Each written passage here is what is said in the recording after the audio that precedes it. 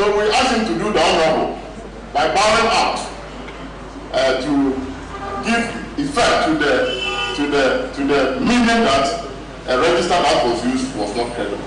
And NDC is poised to deliver victory in December 2020.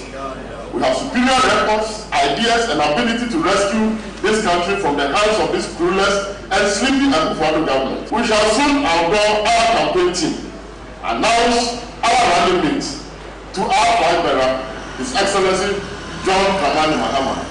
And when that happens, we will be putting the icing on the cake and assuring all Ghanaians that the NDC Clara Corps rescue mission is not a mere fluke.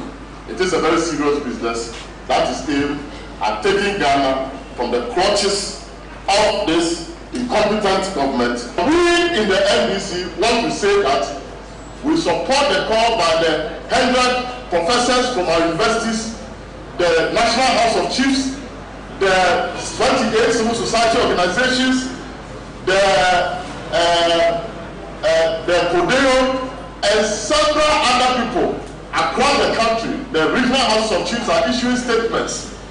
We are calling on eminent advisors to the Electoral Commission that they must listen to the voices of reason. We believe that the timing is not good for a new register.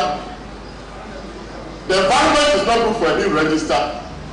And putting the lives of millions of Ghanaians, including school children, who are being asked to go to school in the face of the rising pandemic level, is a danger to our country.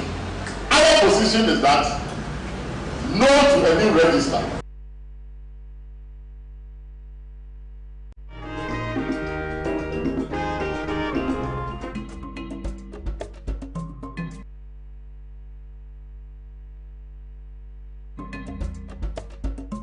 Morning is an important time of the day because how you spend your morning can often tell you what kind of day you're going to have.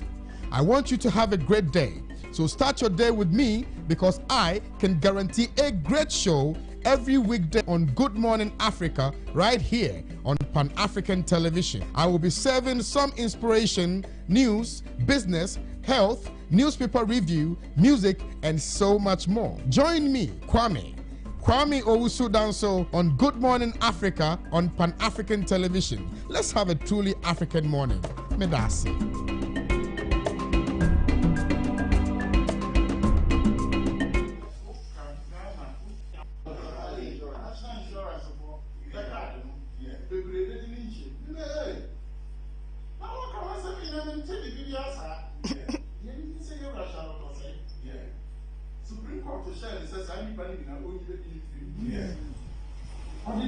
Supreme Court. Yeah. Abu Ramadan. Yeah. No, Basel. Yeah. The court, Supreme Court, the order for you. Yeah. About him, yeah. Okay. Didn't you call it? Maybe 56,000 plus. Yeah. Must anybody believe it? The Supreme Court, yes. Yeah. I can't tell them. Yeah. Yeah, I won't be here express on the nobody didn't try them and she did Bible. Yeah. Now she says so, shall I say, oh, you only 1 hour, get your mensa. Get your mensa. Yeah, we can. Yeah. They cannot. Or I'm going to yeah. They cannot. I don't know. Yeah. So that's a solid back. Yeah. No, sir, it won't be a every year. This is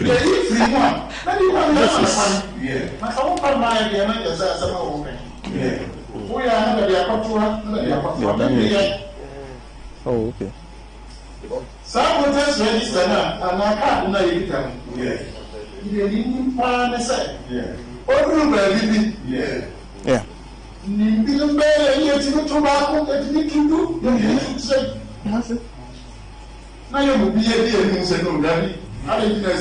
Good morning to you, and thank you very much for staying tuned to Pan-African Television. We are live on several affiliates across the country. We are live in Accra. Our major radio partner here in Accra is Ahunto 92.3, Ahunto 92.3 FM. But broadcasting live from the studios of Pan-African Television. We are very big on social media. You can get us on YouTube, Pan-African Television. Search for Pan-African Television. If you find it, you can watch us live.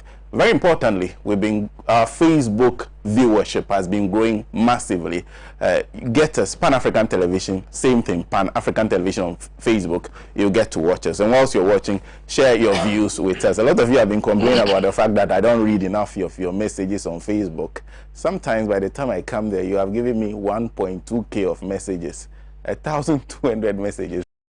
To know where to start from, but today I'll spend some time reading some of your messages. My name is Sena Nombo. Once again, good morning. Welcome to the mother of all talk shows, Alhaji&Alhaji Live. And don't forget what you were just watching before I came on is the Doma Hene, who has been speaking about the issue of the voters register. Key point that I took from what he said was that you cannot prove citizenship with a piece of paper. That's the key. Just a key that has been the major issue that he raised this week. He's not the only one who's spoken about the issue of the voters register. We've also heard from former President Mahama. We've also heard from the overlord of Dagbon, Yana, and we have been hearing from them all speaking about the issue of the voters register. We've also been hearing from the Supreme Court because the National Democratic Congress was in court this week. Key issue, they were asked to make a choice between two reliefs. The relief of seeking that the voters register be part of the documents that will be admitted during the registration exercise, or that argument that we've always had on this platform, whether or not the Constitution said the EC can compile a register anytime they want, or they should compile one register and review it periodically. The National Democratic Congress chose the issue of the inclusion of the voters register, the voters ID card in the planned voters registration exercise. A date was also set. We have June 30th. That's what the Electoral Commission says, that they will kick off on June 30th. The ruling or judgment on that matter will come on June 23. So that is also another issue that has been settled. But the biggest trending issue is still the issue of the arrest of the apostle for saying a couple of things. But it all started when a member of parliament went on TV and said that they are looking for him, that he's insulted himself and the president, and they must arrest him. Since then, he's been in the grips of the police. He's been remanded by a court. He's been remanded by a court, and so he is in custody. But his lawyers have not been able to get access to him. I understand from his lawyers that they filed habeas corpus in court. They are dragging the Attorney General before court to explain to them why they cannot see their client, and that should be heard on Monday. So two key issues that we'll be discussing on the show today. Another one is the one having to do with the Westminster situation with regards to COVID-19. We are now hearing of more hospitalization, more people showing symptoms, the situation getting critical, beds getting full, isolation centers getting full. Now, we understand that if you are found with a disease, they cannot isolate you here in Accra. You either go home or they send you to Cape Coast. We have heard from contact tracers who declare strike in the Ashanti region. If you hear the story, very, very sad one. So three issues we'll be dealing with on the show this morning. Now, let me introduce my panel before I take my short break. Mr. Kwesi Prajina is managing editor of the Inside newspaper, a regular panelist on the program. Always wonderful to hear his insight on the issues happening in our country. He's been doing that for a long time. And then sitting right beside him is Honorable James Agalga, who is the ranking member on the Defense and Interior Committee in Parliament. Don't forget, he addressed a press conference on the minority, raising issues about the arrest of that apostle. That's still very much a trending issue. Mujib Rahman is a member of the communications team of the New Patriotic Party. He will be joined by a very good friend, Kojo Chumboafo, who is a former chief executive of the Free Zones Board, a leading member of the National Democratic Congress. My name is Sena Nombo. We are back shortly after this break with the discussions on the issues on the table.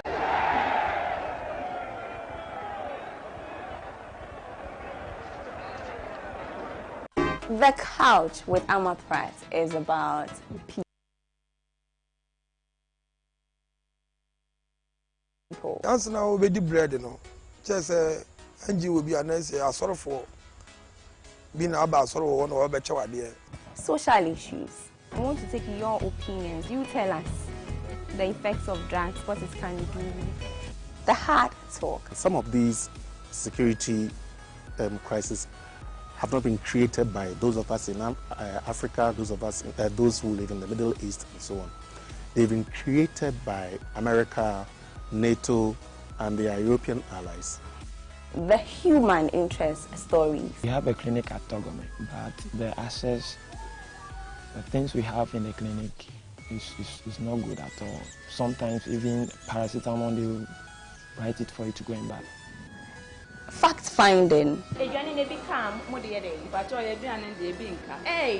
Intellectualism. I think that when love is welcome, when your love is welcome, you can tell. Lifestyle. I'd never known the concept of cheese, so I snuck upstairs and flushed it down the toilet, right? Because... and lots of fun. On Pan-African TV Live, hey, it's still a TV show with a heart.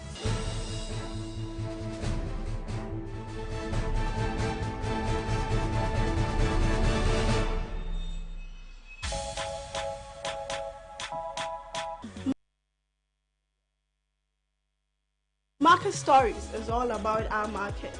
Issues such as sanitation, market structures, storage facility, pricing, bargaining, and everything else that goes on in the market. It's going to be very educative, entertaining, and interactive. We would visit our various markets with both sellers and buyers to know everything concerning our market. Join me. My name is Maud Anandinate. I'm your market lady.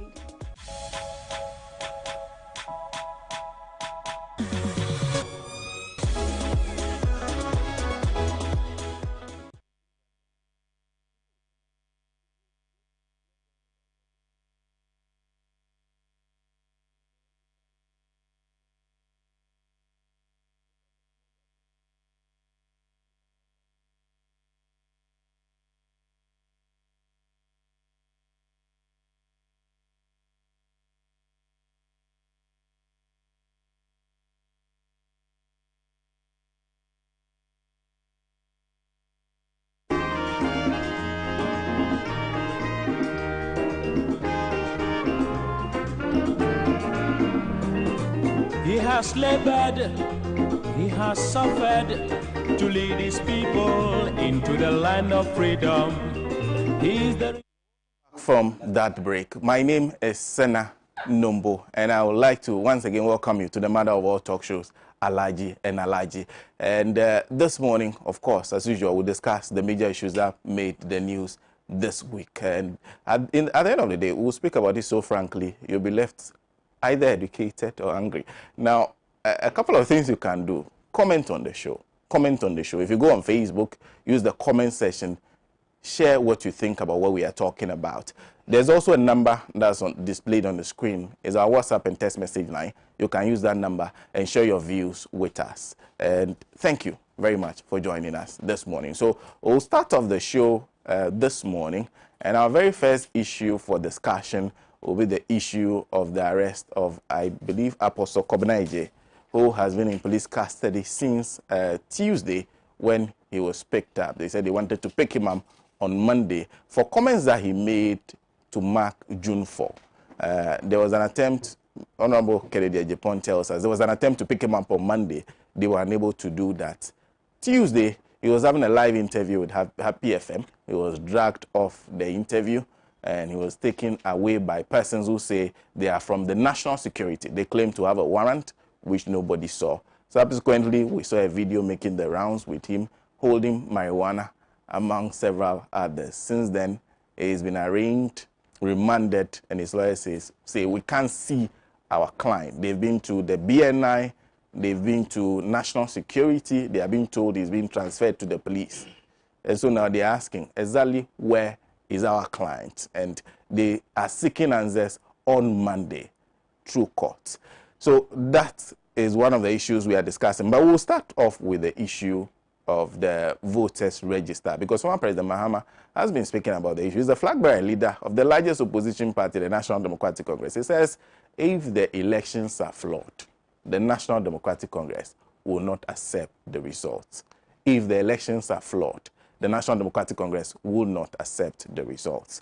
Now, this morning, I have in the studio with me Honorable James Agaga, who is ranking member on the Interior and Defense Committee, and also a former Interior Minister, former Deputy Interior Minister. He will start off with us on that particular issue, and perhaps explain to us what they mean when they said a flawed election. Honorable, good morning. Good morning, and thank you very much for joining us. Thank you very much. I'm happy to be here. Excited to see you. Yes. It's been a while. It's always a delight to share the stage with my elder brother, Comrade Kwesi Pratt, who has been a source of inspiration to we the young ones coming up. So I'm glad to be here, Sena, and good morning to your cherished viewers and listeners. Yes, Sena, this question you have posed is a very loaded one. Well, the flag bearer on the occasion of the 28th anniversary of our great party, the NDC, cautioned the EC and by extension the NPP that nobody should take things for granted. That if the 2020 elections are flawed, the NDC will accept the outcome. That was a loaded statement. Now, if you have to unpack the statement, a number of issues would come to the fore for our consideration. And I will try to do the unpacking and to explain what that really means. First of all, the 1992 elections that was conducted in this country, was hotly contested by several political parties. At the end of the day, there was some write-up known as the stolen verdict. But subsequent events discredited that write-up, which was described as the stolen verdict at the time. Now, fast forward, 1996, the elections was held. President Kufuor actually came out and congratulated President Rawlings. Then in 2000, another election was held. The NDC lost to the MPP for the first time and surrendered power. They handed over power peacefully to the MPP. In 2004, there were issues. But at the end of the day, the leader of the NDC congratulated the MPP. I'm talking about President Mills, and may his soul rest in peace. Some litigation was initiated before the Supreme Court, but that did not in any way prevent Professor Mills from accepting the outcome and congratulating President Kufuor at the time.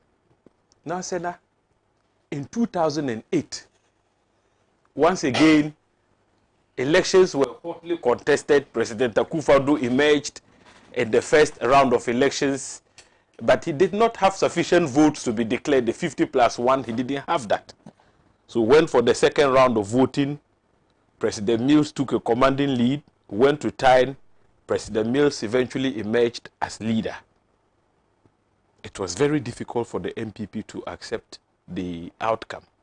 And so we all know how courts were constituted to sit even on a public holiday. All that is history. But you see, the point I'm trying to make is that even after the elections was won, it was a clear and clean victory, President Akufo-Addo found it very difficult to accept the outcome. Then in 2012, once again, President Mahama emerged victorious. This country was held to ransom for close to 8 months because President Akufo-Addo simply didn't have the grace to accept the outcome. So this country was held to ransom in litigation before the Supreme Court. At the end of the day, the outcome was that the Supreme Court held in favor of President Mahama's victory. So it was only then that President Akufo-Addo came out, rejected the verdict of the court, but said, well, he was bound to accept the outcomes. Now, 2016, he won. Akufo-Addo won. President Mahama congratulated him, even though we had so many challenges with the results. As we speak, the presidential results have not even been gazetted because the EC can do that for obvious reasons.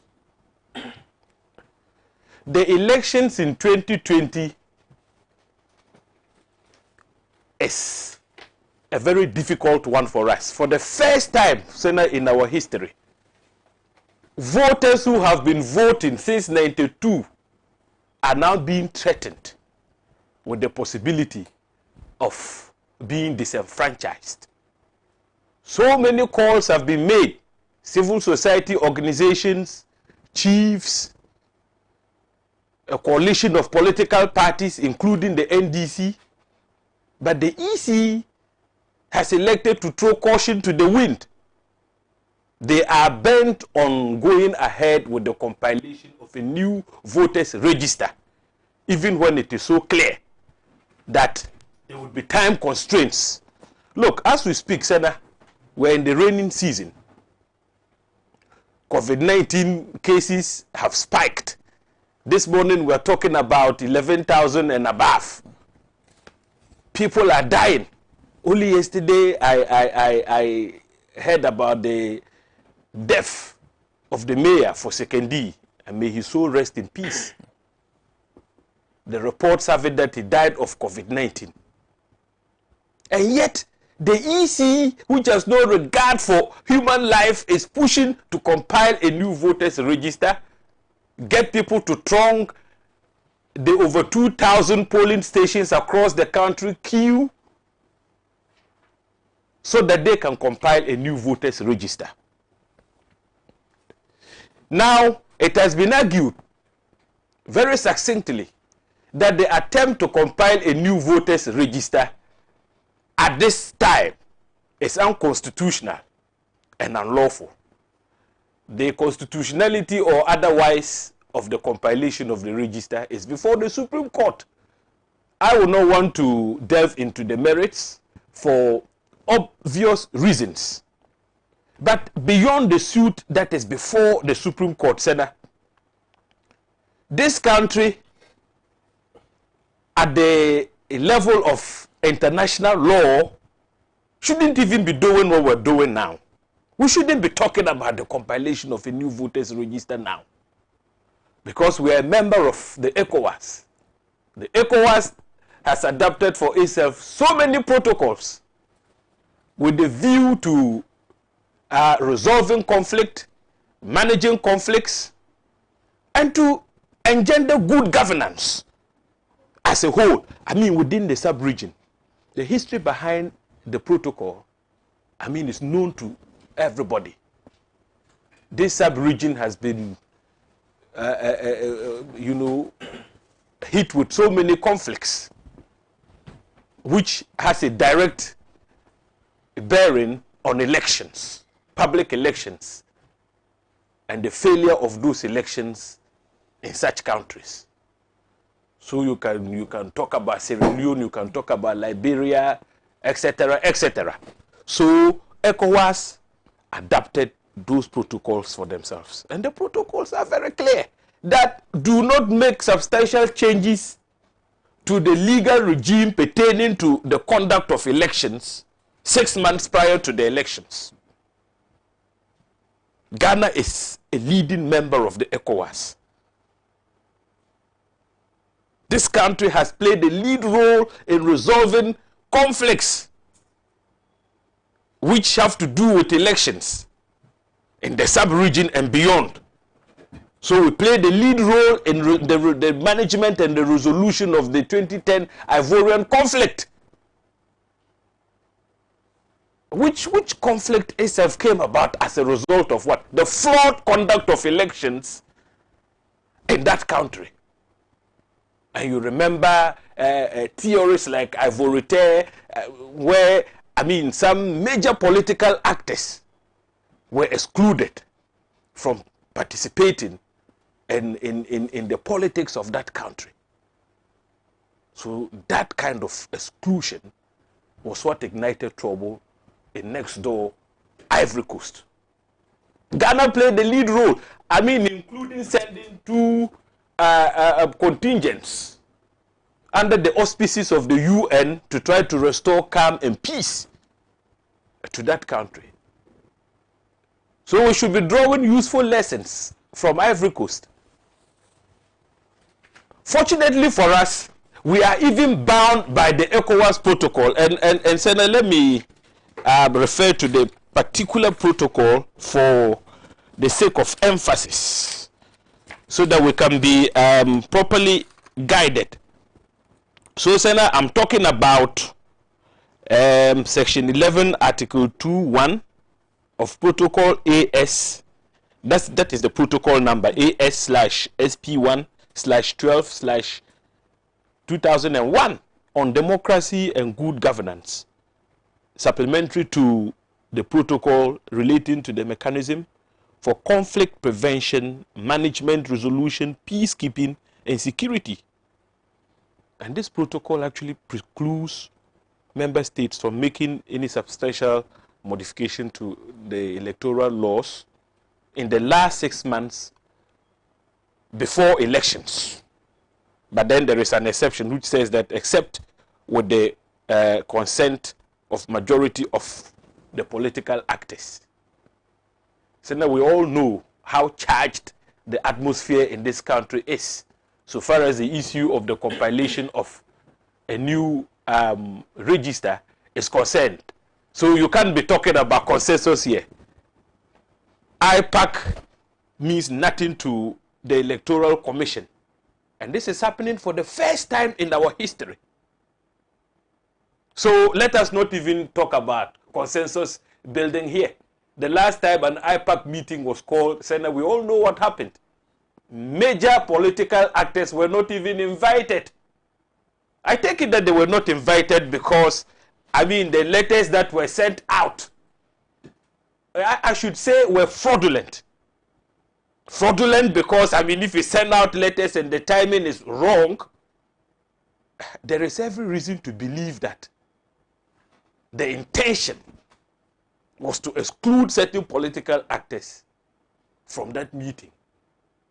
And so the largest opposition party simply did not attend that all-important IPAC meeting. Even those who attended, some of them, because what they had sought to do was very bad, it was as if they had clearly designed and arranged the stage to exclude even those who managed to attend the meeting. So the PNC and other like-minded political groupings stormed out in anger. And so, Sena, when I say there hasn't been consensus building, I mean there is no doubt about the fact that, yes, indeed, the political temperature is very tense right now because of the lack of consensus building. So, Sena, it is very clear that going by the ECOWAS protocols alone, and the NDC and other political parties have actually petitioned the AU, the UN, and even the ECOWAS. So how can we be talking about consensus building here? Those petitions, I think, have to do with the violation of the protocols. So, Sena, we are going into an election. And for the first time in our country's history, we are not sure what is going to happen. There is every possibility, and I have no doubt in my mind, that people are going to be heavily disenfranchised. Contrary to Articles 42 and 45 of the 1992 Constitution. Look, 45 is very clear. The EC is supposed to expand the opportunities for people to register and vote, to expand, not limit. But if people would be disenfranchised, how would the Electoral Commission be expanding the opportunities for people to register and vote in the elections? So what they are doing is simply to undermine the sovereign will of the people. And that portends danger for all of us. So now these days, even when you talk, like I've said, what they are doing portends danger for all of us. You risk being invited by the CID or picked up by the BNI. The political space has been narrowed down like never before since the coming into force of the 1992 Constitution. So people can no longer speak. People have been cowed into submission. But I know those who have been cowed belong to a tiny minority. The majority of Ghanaians cannot be intimidated. And so we, decided in Parliament the other day, when we addressed the press, we made it very clear that we're not going to be intimidated by the behavior of President Akufo-Addo and the security agencies. Look, under his watch, professionalism has been thrown to the dogs in the security agencies. And I think that is our next topic, so I will come back to that later when you give us the opportunity to discuss that particular issue. So, Sena, President Mahama was simply sending a word of caution that let nobody get away with the impression that when there is a flawed election in this country, the NDC would accept the outcome. And why not? Because here we are talking about the sovereign will of the people. If you take that away from them, it is not even the NDC which will not accept the outcome, but the people of Ghana themselves, those whose sovereign will would have. I didn't like to do this because I have worked very closely with the Peace Council before. Remember that when I once served at the Ministry of the Interior, Peace Council, though autonomous, is an agency that operates under the aegis of the Ministry of the Interior. And usually I don't like to attack agencies of state that I have worked with because I understand that there are a lot of challenges that some of them have to deal with on a daily basis. But you see, we are talking about the Peace Council, and the Peace Council played a very crucial role in the run-up to the 2008 elections in a manner that was admired by all.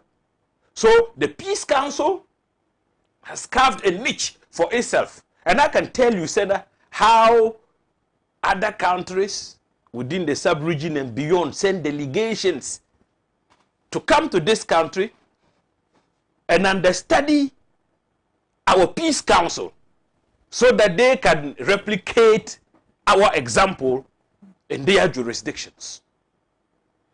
Today, those countries that came and learned from us would be in shock at the silence and reticence of our Peace Council. This is the time to talk and prevent conflict. But they've gone to sleep. It is more difficult to manage conflict when it breaks out. And so, one of the best ways of dealing with conflict is the prevention aspects. So what has suddenly happened to our Peace Council? The seeds of conflict have already been sown and have germinated, and yet the Peace Council is quiet. Sena, I am shocked. Some have called for the disbandment of the council. I don't subscribe to those views. The Peace Council has lived up to expectations in the past. Was it that they have also been cowed into submission? Because these days, nobody is safe. When you talk, an invitation is immediately extended to you. Maybe they have also been cowed into submission. Because I just can't fathom why all of a sudden our Peace Council has lost its voice. It is not too late. Let them speak up. Because I have not clearly heard from them ever since The brouhaha about the compilation of a register broke. I'm yet to hear from them. The only time I heard from them was when the executive secretary spoke and said that people should allow the EC to do its constitutional mandate. But the executive secretary is merely the administrative head of the Peace Council. The members have a chairman. The executive secretary is not even part of that. We haven't heard from them. So, President Mohammed's caution is very apt. And we must all draw useful lessons from that. If we don't caution ourselves now, Sena, would simply just have ourselves to blame. Please stand for me. Sorry? Wrap up for me. Okay, yes. So let me conclude by stating that the attempt of the EC, clearly, because today the EC, it has the CI that matured before Parliament, provides for the exclusion of the existing voters' ID card. I didn't want to go into that. But you see, the crux of what I just want to say is that the Ghana card and the passport requirement clearly is an attempt to disenfranchise Ghanaians, predominantly in the strongholds of the NDC. When you do that, how can you accept the outcome of such an election? So people will go in, and you know very well that in your strongholds, a lot of your people have not been covered. And the EC returns a verdict. Sena, not even the angels of God would accept that. They would rebel. So, President Mohammed's message is simple and clear. Let the EC conduct a free, fair, and transparent election so that the outcome of the polls would be acceptable to all. Thank you. Thank you, Honorable Agaga. And let me just quickly acknowledge that Mr. Kojo Chumbafu has joined us. But let me read a couple of messages before I come to Mujib Rahman. Sape Agbo, it says, judging from the machinations of the EC, the MPP majority in Parliament, and the pronouncements of leading members of the MPP, how convinced are Ghanaians that President Akufo-Addo and MPP will accept the result of the 2020 elections? The NDC have a tall task to prepare the mind of Ghanaians to expect President Akufo-Addo to reject the results of the election, which he is destined to lose due to his abysmal performance. Abubakar Sadiq Abdallah says, watching live from Qatar, keep up the good work. Says, much respect for Uncle Kwesi Pratt. The rest of what you say, I apologize, I can't read. Alasan Yakubu says, Sena, MPP wants to turn this country to Somalia, but God is watching them. How can you be leading a country like this? Inshallah, they will be out of power in 2020, after the 2020 elections. Thank you. He's watching us from Doha. Ike Seni from Tamale North said the caution from GM is even an understatement in my view. What he said should rather be seen as a defense to the constitution of this republic. He said, quote, flawed electoral results. People should reason up in this country. Hashtag the rescue mission is on. He ends. Umeru Alasan Dabali says, I want to associate myself to this all-important caution by the former president of the EC and the NDC will not accept a flawed election. For it is true and largely true that in every democracy, legitimacy is granted to elections that are free and fair, free of intimidation and also devoid of unnecessary impediments to disenfranchise voters. That's exactly what we are currently witnessing under Akufo-Addo. So much intimidation, and it needs to be fearlessly resisted. And Okobano says, I'm very sad because most of the institutions have been very silent because of their lives. Hashtag God save us. And let me end with Caesar D. Norkino, who says, today, I guess over 80% of Ghanaians clearly know the government is a failure. Paul Saw, let me end with him now. So another suit against the EC pops up, seeking the interpretation of Article 45A to compile the register of voters and revise it at such periods as may be determined by law. Supreme Court opens floodgates for more suits. So we are hearing also subsequently that there's a suit before the courts. When the NDC dropped that part of their case because the court asked them to make a choice, private citizens have picked it up. So it's going back to the Supreme Court. The issue of whether or not the EC is allowed to compile a fresh register whenever they want, or they are limited to compiling one and revising it periodically. If you just join us, you're watching the Mother of all talk shows, Alhaji&Alhaji on Pan-African Television. A big thank you to our followership on Facebook. Mujib. Yeah. Thank you, my brother, and good morning. I am not surprised because long before the former president's speech, that has been the position of the National Democratic Congress. The members of the party has vehemently opposed to the compilation of the new register. And they have been talking. And they are talking seriously, especially the chairman of the largest opposition party in Ghana. The members of their communication team has been seriously against, and they have been talking. So the statement of former President Mahama on the 25th anniversary of the NDC only to confirm the position of the NDC. So I am not surprised that statement. I consider the statement not well, and especially the time the former president is speaking and the way he spoke. Sena, he has been there. He has ruled this country before, and he's working seriously to get the opportunity to rule this country again. So in my expectation, he would have been the last person maybe to be calling for elections results will not be accepted if they are flawed. And I'm yet to know how the flawed elections are, because we have had series of elections in this country, like Honorable Agalga intimated since 2000, 1992, 2000, 2008, that we came closer.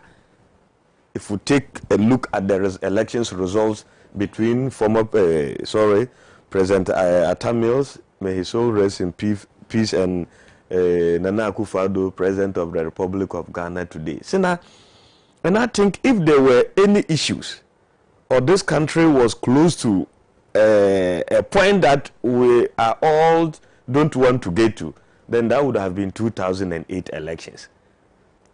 But we didn't get there. But now, eventually, NDC won the elections in 2008. And the MPP, who were in government, but we have no choice than to hand over, because that is the choice of the people of Ghana at that time. So we handed over peaceful to President Atamils, may his soul rest in perfect peace. So, Sena, 2012, we disagreed. We didn't cause trouble. The flag bearer of the party, who is now the president of the Republic of Ghana, didn't call on his followers, supporters and members of the New Patriotic Party to mass up and reject. No. There are legal channels to follow. We are a country that is governed by rules and regulations, rule of law.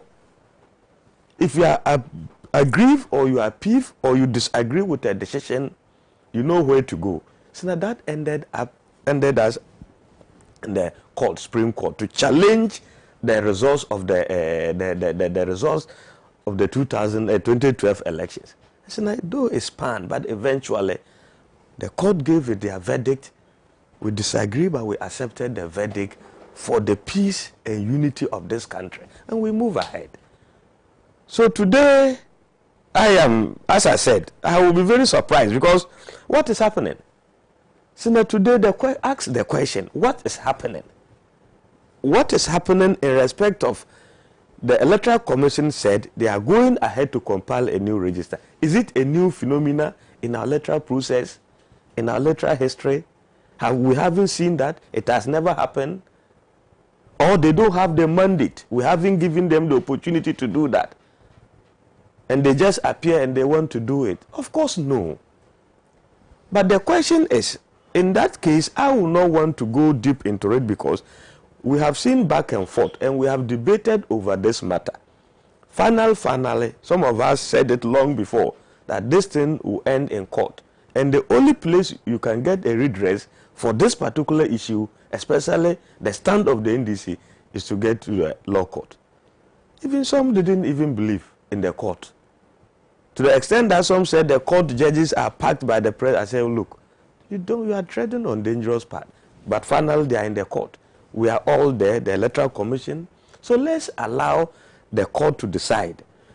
Of course, Sena, sometimes when I say certain things here, some issues here, I want us to go into record. I did indicate many times here that it will be difficult, especially on Article 45A, for us to stampede the Electoral Commission and get them back off on the idea of compiling a new register, because that is grounded, is their law, and that is not the first time. Since 1992, how many elections have we had? And we have had a number of occasions that the Electoral Commission has gone ahead to compile a voter register. So if this time around you said you agree, and then you are calling for war drums, Sena, of which interest? If this country is burning, we are all going to suffer. My brother, you will not get the opportunity. I will not also get the opportunity. The only opportunity we have is to make sure peace prevails. When there is peace, then you can campaign and still want and be in parliament. Maybe you can campaign and want former President Mahama to get the opportunity to come again. But why? Haven't we, all of a sudden, we seem not to trust the Electoral Commission? So that they have been, that is the institution since 92 that have been organizing the elections. And opposition, you see, incumbent government losing elections and going to opposition, and opposition winning election and taking over the mandate of this country. So what is so strange that this time around people think that if the Electoral Commission goes ahead to do their constitutional legitimate duty, then they are preventing some group of people to get themselves into the register. My brother, you mentioned the passport and the Ghana card, but you didn't mention the opportunity given. People can vouch for others to get into the register. And this is not the first time that it has happened. 2012, we did compilation, honorable. That opportunity has always been there. So now, even today, if they allowed that, we should use birth certificate. But there are many Ghanaians who doesn't have birth certificates in this country, which we have to find a way of getting them into the electoral register. So this is not the first time, and this is not the only opportunity. It has always been there anytime the Electoral Commission want to engage in some of this exercise. But when they are mentioned, that is their choose and pick. Because that part will always defeat their argument, they always keep quiet on that. They don't want to mention it and keep hammering on passport and Ghana card. But my brother, you are a lawyer. We are only studying the law for now. But let's allow the Supreme Court to decide the matter, because where we are now, they want to use one stone to kill two birds, because when they now have for the issue of Electoral Commission going ahead to compile a new register, that is not their point now. But not to allow the ID card to get inside. If finally they get it, it's the same thing they have got, because all those with the Ghana card now will be getting into whatever compilation the Electoral Commission would have been doing. Invariable, that would have not made any difference. And nobody's interest is to make difference. But the argument is that even by law, who are supposed to be in the register, let's make sure they are the only people that will be in the register. So now we can't allow other people to come from elsewhere and decide who steer the affairs of this country for us. No, we must safeguard our electoral process and make sure that if today he is elected the member of parliament or the president of the Republic of Ghana, nobody should question it. That is where we are getting to. It is not in anybody's interest. And as the officials are going to manage the affairs at the various electoral areas, so now when you are coming, it is not written on your face that you are CPP man or you are PNC man. In any case, but don't people change their minds? How are you going to suppress people? But you see, they just want to stand on that and cause trouble in this country. And some of us are very worried. And so that is not the best way to go. I think when you are good friends, or sometimes even when you are bitter enemies, but you can learn from each other. So now we were there before. We did everything possible to get our way. We never, before 2016 election, were never granted our choices, what we were looking for by the Electoral Commission. But we didn't call for war and troubles in this country. No. So now what we advise at the end of the day is to take our message to the people of Ghana. And so now that brought us where we are today. My brother, that brought us where we are today. That the only people that who have the strength and the power is the Ghanaian people. The Ghanaian people that are living in the rural areas, the harmless, they hold the power. Get to them, sell their message, and if they accept that, they will allow you to rule them, they will give you the chance to rule them. However, there's a little Electoral Commission can do. So now, before 2016, we were very skeptical under the chair, Charlotte Osai, that we're going to face a lot of challenges. Indeed, we did. But when the people of Ghana decide a direction, what can the Electoral Commission do? What can they do? They can't do anything. So, for me, we are not ready, but we have government in place. And we know by the Constitution, the President of the Republic wields the executive powers. He has been a Deputy Minister of Interior. He knows how the structure of the Constitution is. And they are all answerable to the President. And is the sole responsibility of the President to make sure there is peace and unity in this country. And I don't think President Akufo-Addo will sit there and allow anybody to plunge this country into chaos. No, it won't happen. For us to go where? For us to go where, Sena? Are you ready to migrate to Burkina Faso or Cote d'Ivoire? Or you want to go to Libya? Where there's no peace? No. So I have hope, and I am sure the President is fully aware of what is going on because of the preparation of the largest opposition party in this country, eventually to use the 2020 December 7th to cause trouble in this country. But I don't think we will get there. But Sena, we all believe in our court system. So after 23rd June this month, whatever the Apex Court might have come out with in terms of their ruling, my brother, I think we have to accept it and move forward. Because when Electoral Commission was directed to go and file their legal basis why a voter ID card should not be part, you see how social media was awash by NDC members jubilating. That is fine. And last week we said it here. That is half of it. So if moving forward, if the court final come out with their verdict, you also, whichever way it goes, nobody can say whichever way it goes. But if it favors you, fine. If it doesn't, then we move on. That is the point. But my brother, for the issue of calling for not accepting, because that can cause trouble. And you are preparing the mind of your supporters. And it is true that that is the largest opposition party. You can't underrate what they can do. Now, even now, look, they are going around the country talking to chiefs and all those people, polluting their mind about the new voter register. What is APRAM? Inter-Party Resistance Advisory, which is led by the General Secretary of the National Democratic Congress. Last week, Bernard Mona, they were in Upper East, Upper West region, Northern region, going around visiting. What are we doing?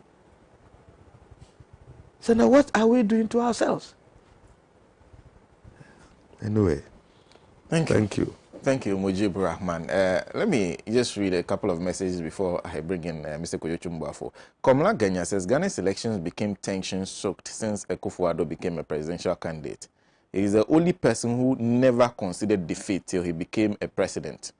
We thought becoming a president he would have let peace reign, but he's still bent on destroying this beautiful country. He is the only presidential candidate who has private forces and brought mercenaries into this country. I expect Mujib to be honest in his submission for once and show that he has the fear of God, but he chose to be dishonest to please help him. Thank you very much for that message. Very, very interesting.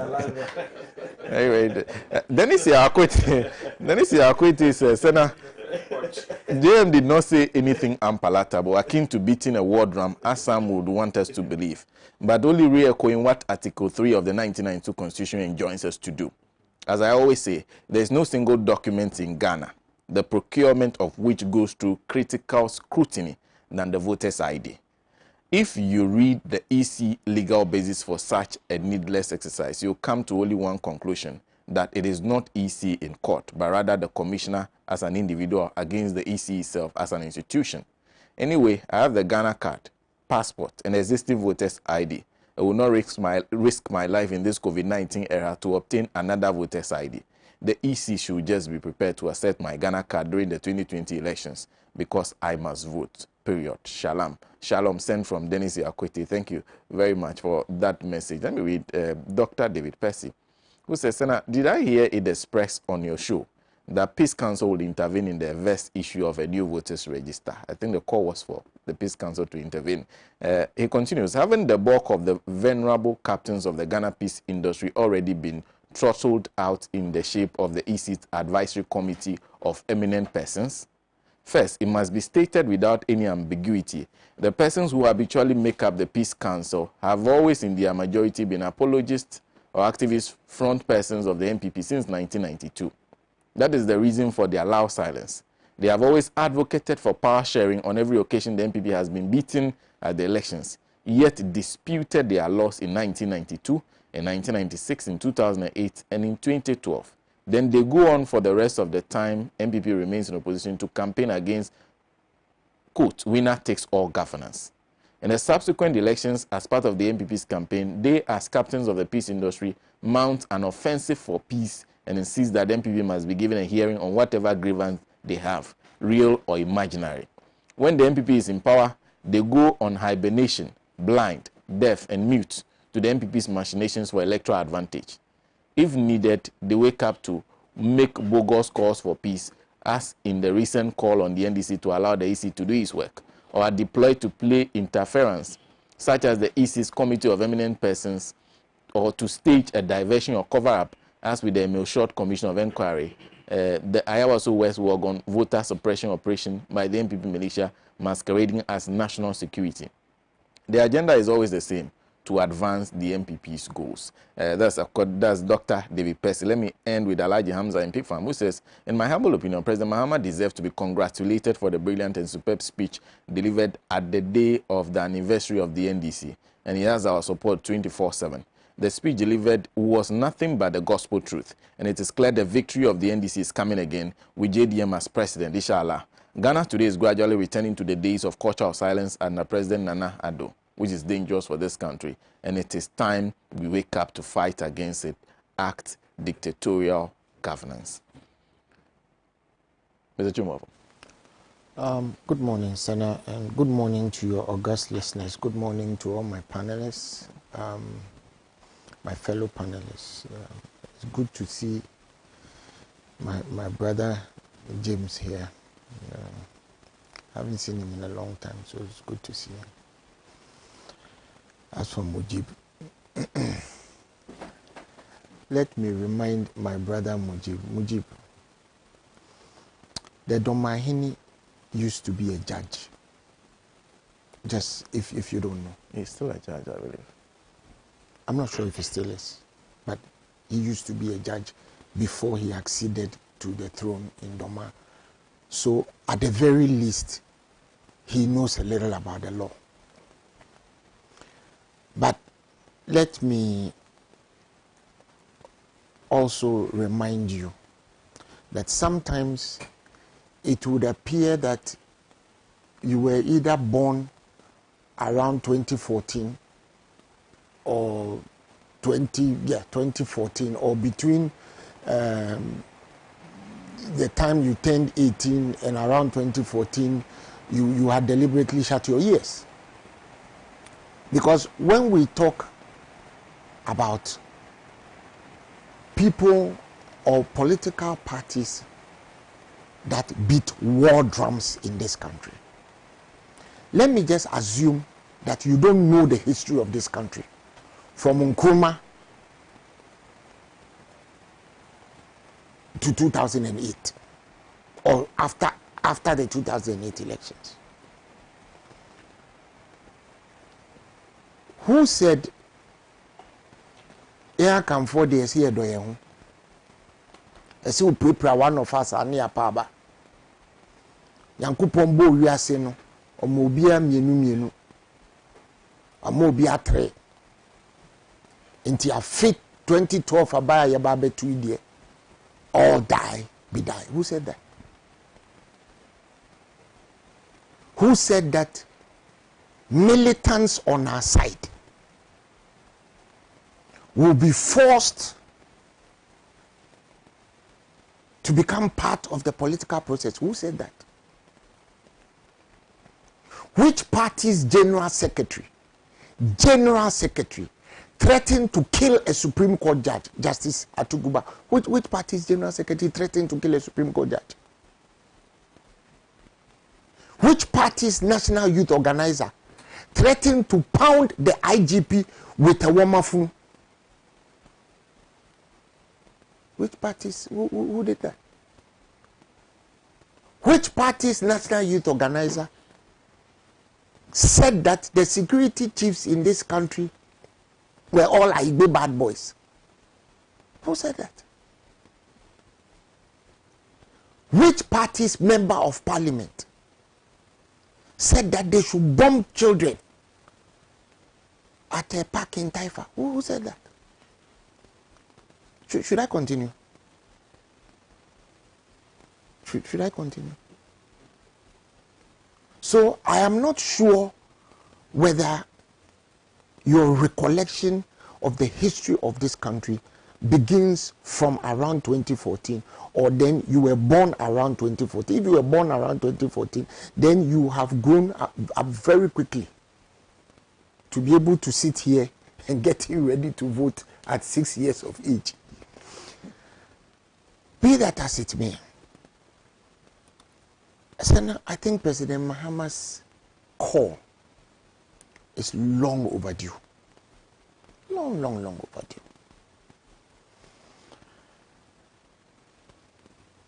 You see,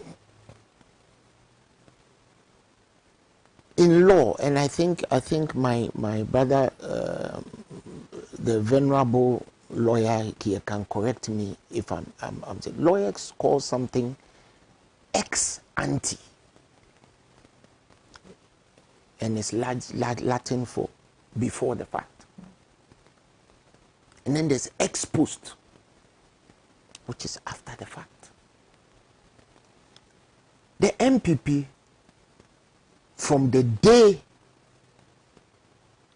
they got into power, decided that they were going to engage in ex ante rigging of the 2020 election. Let there be no doubt about it.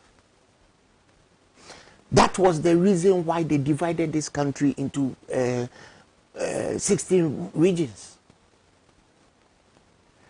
That is the reason why they forcibly removed an EC commissioner who had security of tenure.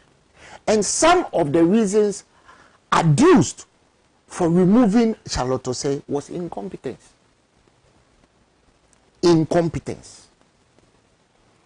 And if incompetence was a yardstick to remove public officials, oh my God, where will anybody be? You recall that in their own party, their general secretary and their party chairman were removed for incompetence. Since when did incompetence become a yardstick to remove people who have a chronologically bound term of office or security of tenure? But you see,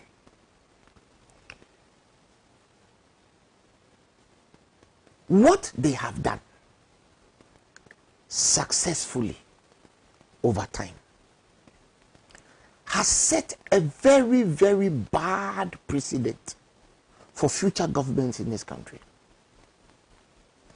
You notice that they have tried very hard to remove the Auditor General. They have done everything they can to remove the Auditor General. And some powers that were above them have stopped them. Otherwise, they would have removed Mr. Domelovo too.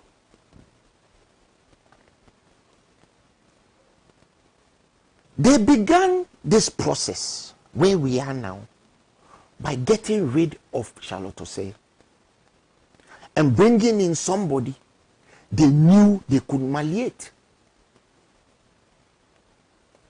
Now, this is a person who hitherto, prior to becoming the EC chair, was the head of an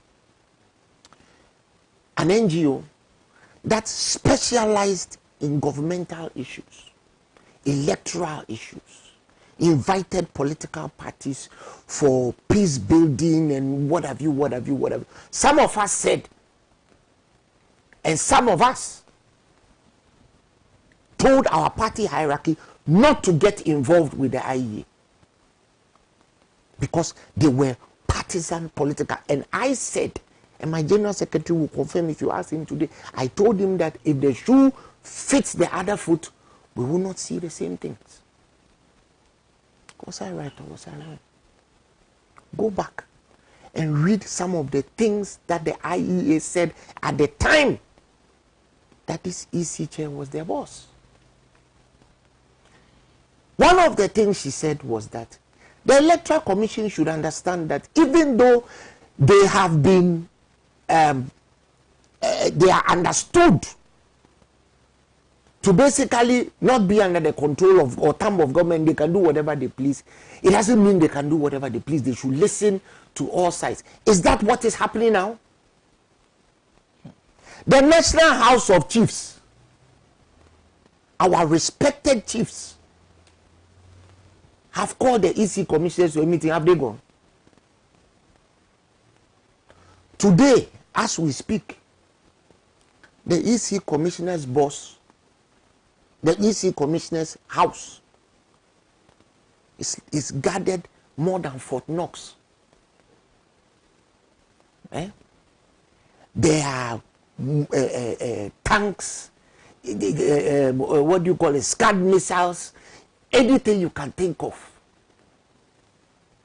Police with helmets that are bigger than this room. To what end? Simply because the New Patriotic Party are trying to rig this election. I mean, why do you even have to believe me? Go and read the U.S. State Department's report on Ghana 2018. And it stated clearly that they have removed the EC boss because they want to rig the election. Because they want to disenfranchise voters in NDC strongholds. Predominantly people in the voter region. And if you think I'm lying, a couple of weeks ago, a prominent member of the NPP, perhaps maybe the most powerful person in this government, apart from the president himself, put on his Twitter handle, and I'm quoting him, there are 149,000 plus people in K2 South and 146,000 people in Okwaikoi South. Discuss. That, if it wasn't a call to ethnocentrism, tribalism, and all its products, I don't know what else is. But as usual, and I know Uncle Kwesi doesn't want me to say this, the people who should speak have kept quiet. The people who were so loud and vociferous during the Mahama administration have kept quiet. Because these days, even if you whimper, you'll be called to the CID headquarters. If you breathe, in fact, if you pass bad gas, which we all do, you'll be invited to CID headquarters to come and confirm what kind of gas you passed. That is the state of play in this country. Sena, something very bizarre happened the other day. And I find it very difficult to understand. The EC chair spoke and alluded to one of the reasons why they claim that the current voter roll is imperfect is because after the Supreme Court ruling in the Abu Ramadan case, in which the EC was directed to remove the names of NHIA registrants, totaling some 57,000. She said 26,000 names were removed. Therefore, there are 21,000 people who still have the who shouldn't have a voter's ID card. They have it, and because of that, they are going to use it to vote. Shocking! So now 26,000 plus 21,000 is 47,000. It's not 57,000.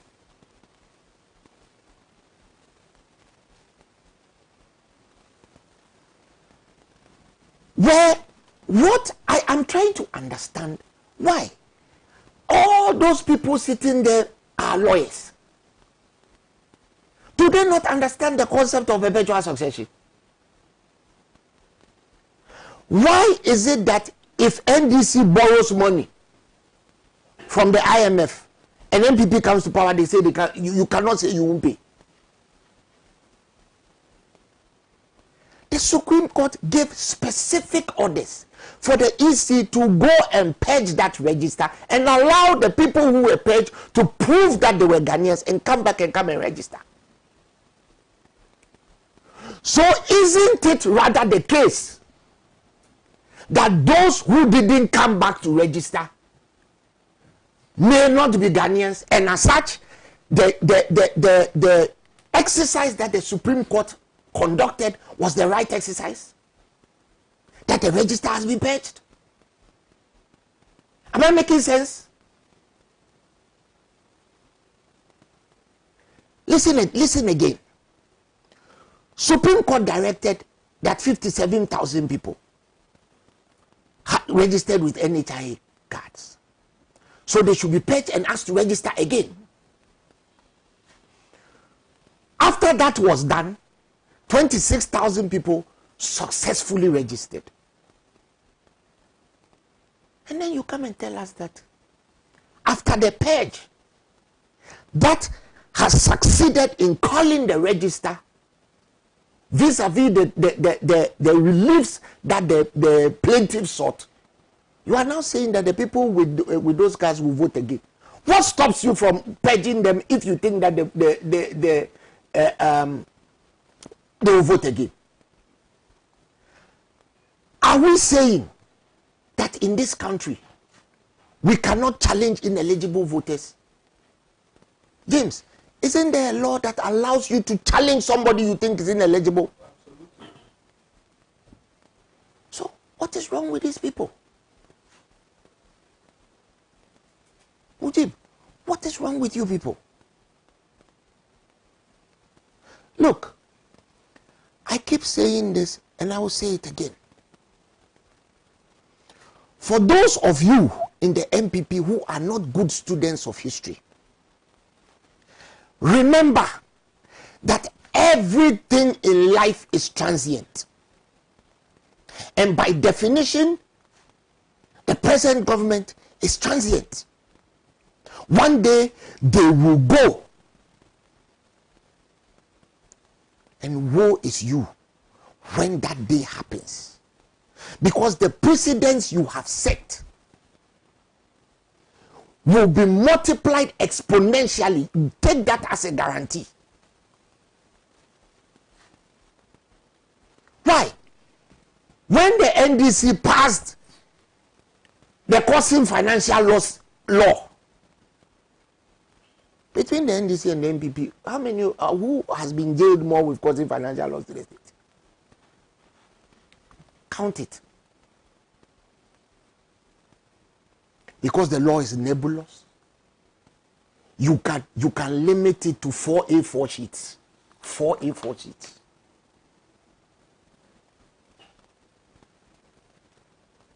What we are doing in this country is very dangerous. One day,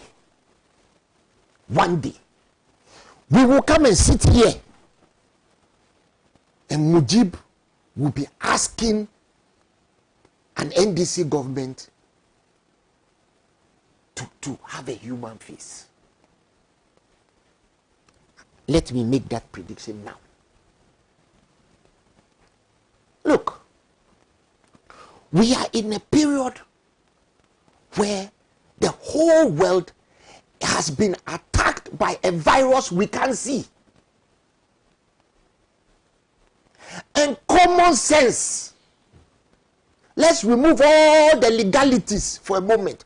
Common sense will have it that some people will be thinking about the welfare of the citizenry of this country and not expose people to this virus in the manner in which it is killing people.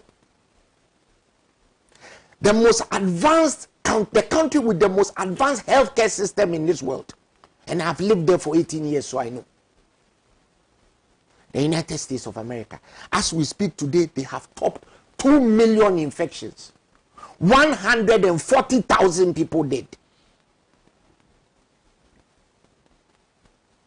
They are putting dead people in meat refrigerators outside hospitals. And we want to get there. Just the other day, we heard that the president of Burundi, who refused to believe that there's COVID-19, has died. His mother is dead. His wife is in intensive care. The person who will succeed him is in intensive care. The Speaker of Parliament who will succeed the person who is succeeding him is also dead. What is wrong with you people? What is wrong with you people? Yesterday, the mayor of Sekendi is dead. Because his driver was infected, he refused to take preventive measures, he died. His driver and his family are sick.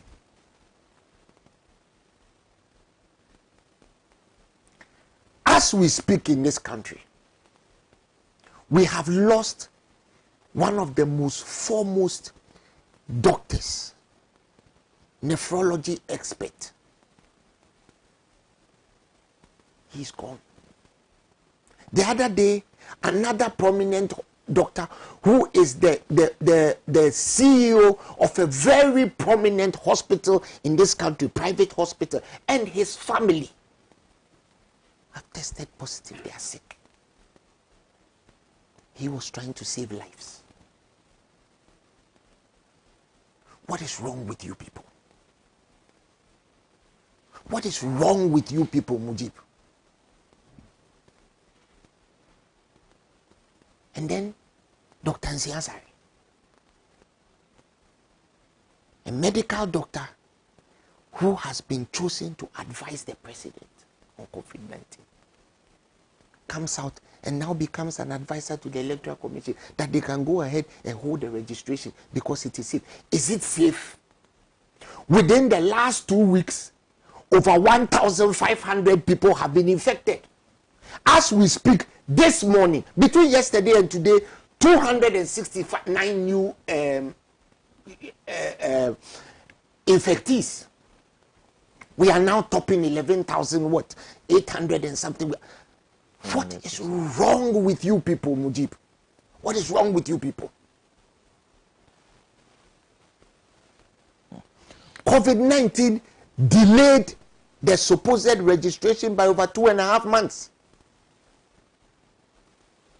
You are planning to register over 17 million people in 36 days? In the rainy season. This morning, how difficult was it for you to get to this place? What is wrong with you people? Okay. Let me finish, please. Let me finish. What is wrong with you people? Is this at all costs? Must we all die? Young people have died. Children have died. Old people have died. And we are told that the next epicenter of this disease is Africa. As we speak today, the World Health Organization has just said there are 10 countries in Africa that the incidences of COVID-19 is frightening because it is going up. Ghana is one of them. Ghana, Nigeria, South Africa, and some other countries apparently have 80% of the people who have been infected with COVID-19. What is wrong with you people? What is wrong with you? What is wrong with you people? Unfortunately, I have to come in here. Thank you very much. Mr. Kojochumbafo, let me just read.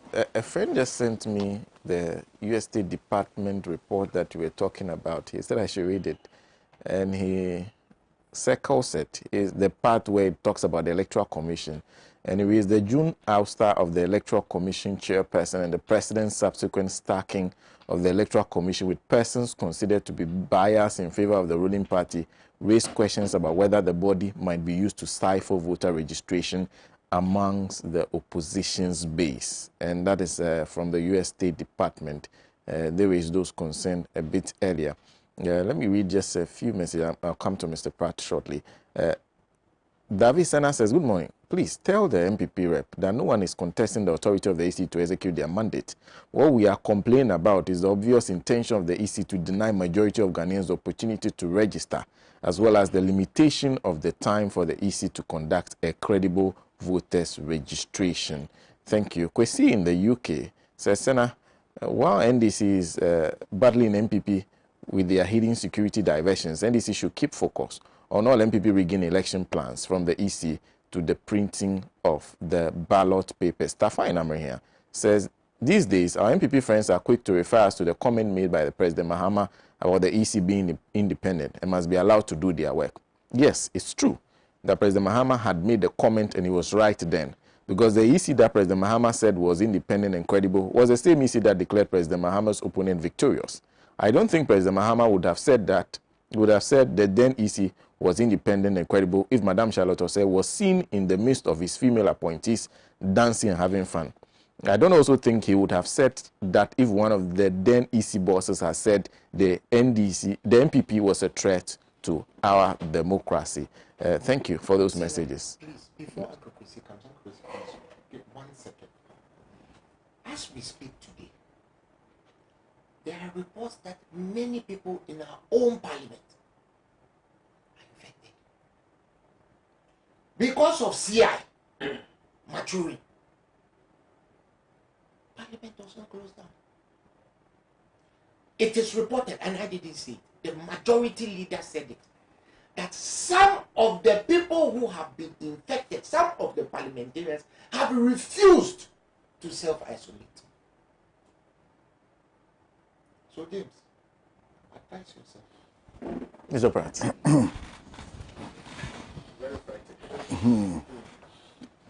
Well, I mean, what President or former President John Dramani Mahama said is something that everybody says and will say. What he said simply was that he and the political party he leads will not accept any flawed election results.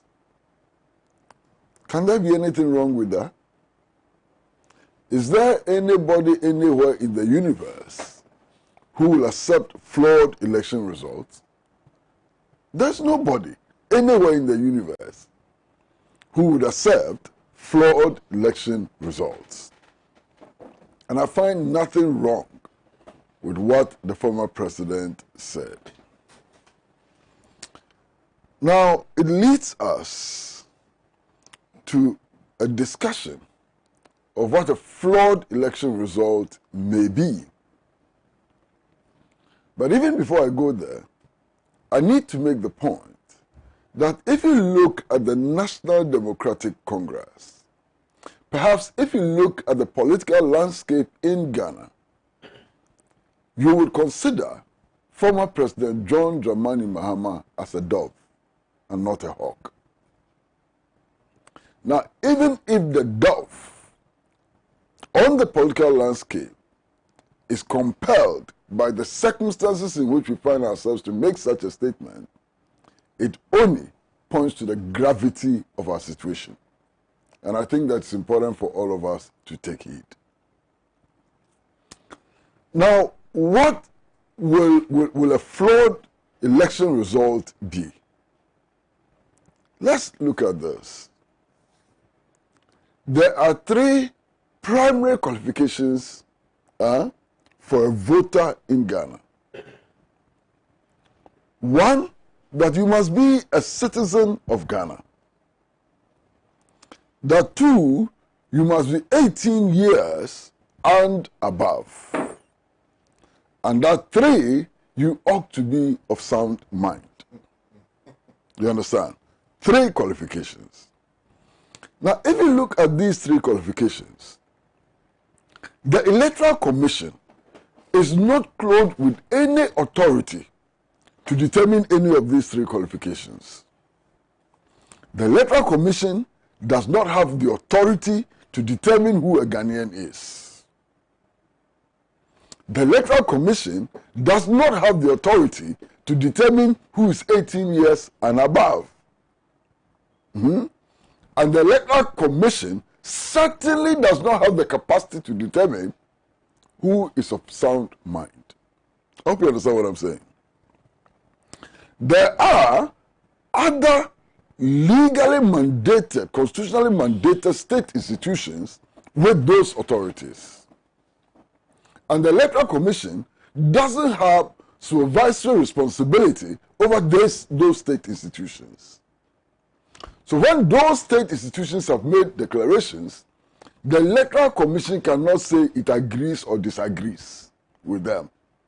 The Electoral Commission's duty is to compile a voters' register and to conduct elections in a manner which will result in free, fair, and transparent elections. That's all. So when the Register of Births and Deaths has issued a certificate to your birth, a certificate which shows that you have been born in Ghana by Ghanaian parents and on a date which makes you 18 years and above, the Electoral Commission has no authority to challenge that. I hope we understand what I'm saying. So the Electoral Commission cannot say that a birth certificate cannot be used to validate your nationality and your date of birth. It has no such authority under the law. I hope you understand what I'm saying. So the Electoral Commission, by its decision to exclude the birth certificate of Ghanaians as prime documents and so on, is acting illegally and unconstitutionally because it has no such authority. That's the first point. So if indeed we carry out a registration exercise and the circumstances in which the Electoral Commission elects itself as an authority over the births and deaths registry, put itself in a position where it can determine whether a birth certificate is valid or not, that will be a flawed election.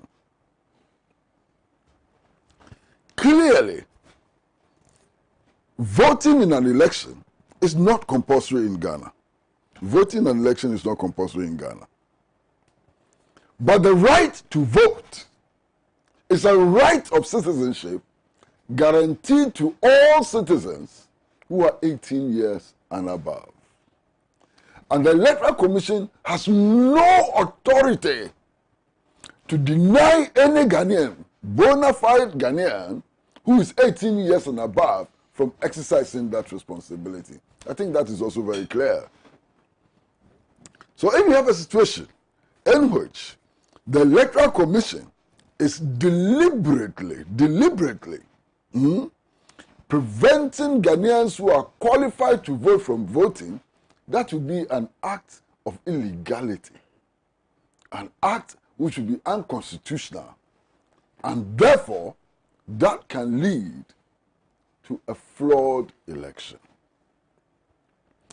If you go into an election in which the players, the main players in the election, those who have been charged with responsibility for refereeing the process, can be demonstrated to be biased in favor of one of the contestants, that election will be flawed. And indeed, we have gone past that stage. When a member of the commission publicly stated that one of the political parties is a threat to the nurturing of democracy in Ghana, we crossed that stage. So today, even if we have an old register, whether or not we conduct the elections with a new register or not, if that person is not removed from the Electoral Commission, it can go to affect the credibility of the elections. Whether we have a new register or not, for as long as somebody who has been declared open bias against a political party remains on the commission, it constitutes a huge blot on the credibility of the commission. And I think it's important that we take that into account. Now, that is not all. Last couple of months ago, when we were preparing for the referendum on district level elections and so on, the election of district chief executives and so on, a member of the commission publicly called on people to vote yes in the referendum. Now, if that is not a demonstration of bias, what can be a demonstration of bias? I'm shocked. Yesterday, I heard all kinds of commentary on radio and on television and even in the media. And look at this front page story. You can read this front page story. NDC runs away from old register. And I was scandalized. The Supreme Court says that if you are to proceed with the case we have brought before us, these are two issues for determination. Choose one. That's an order from the Supreme Court. So, the plaintiff in the dispute chooses one. And yesterday, the impression which is created is that, oh, the NDC now has endorsed the compilation of a new voters register. How? In any case, the matter of whether or not the compilation of a new voters register is constitutional or not is still before the Supreme Court for determination. Because I've read a writ filed by somebody from the central region asking the Supreme Court to make a determination of that matter. So that matter is not dead. So how did people come to the conclusion that now everybody has accepted the compilation of a new voters register? Where is that coming from? Indeed, read Article 45 of the 1992 Constitution. It is as clear as daylight. I am not the Supreme Court. The Supreme Court is going to decide on it.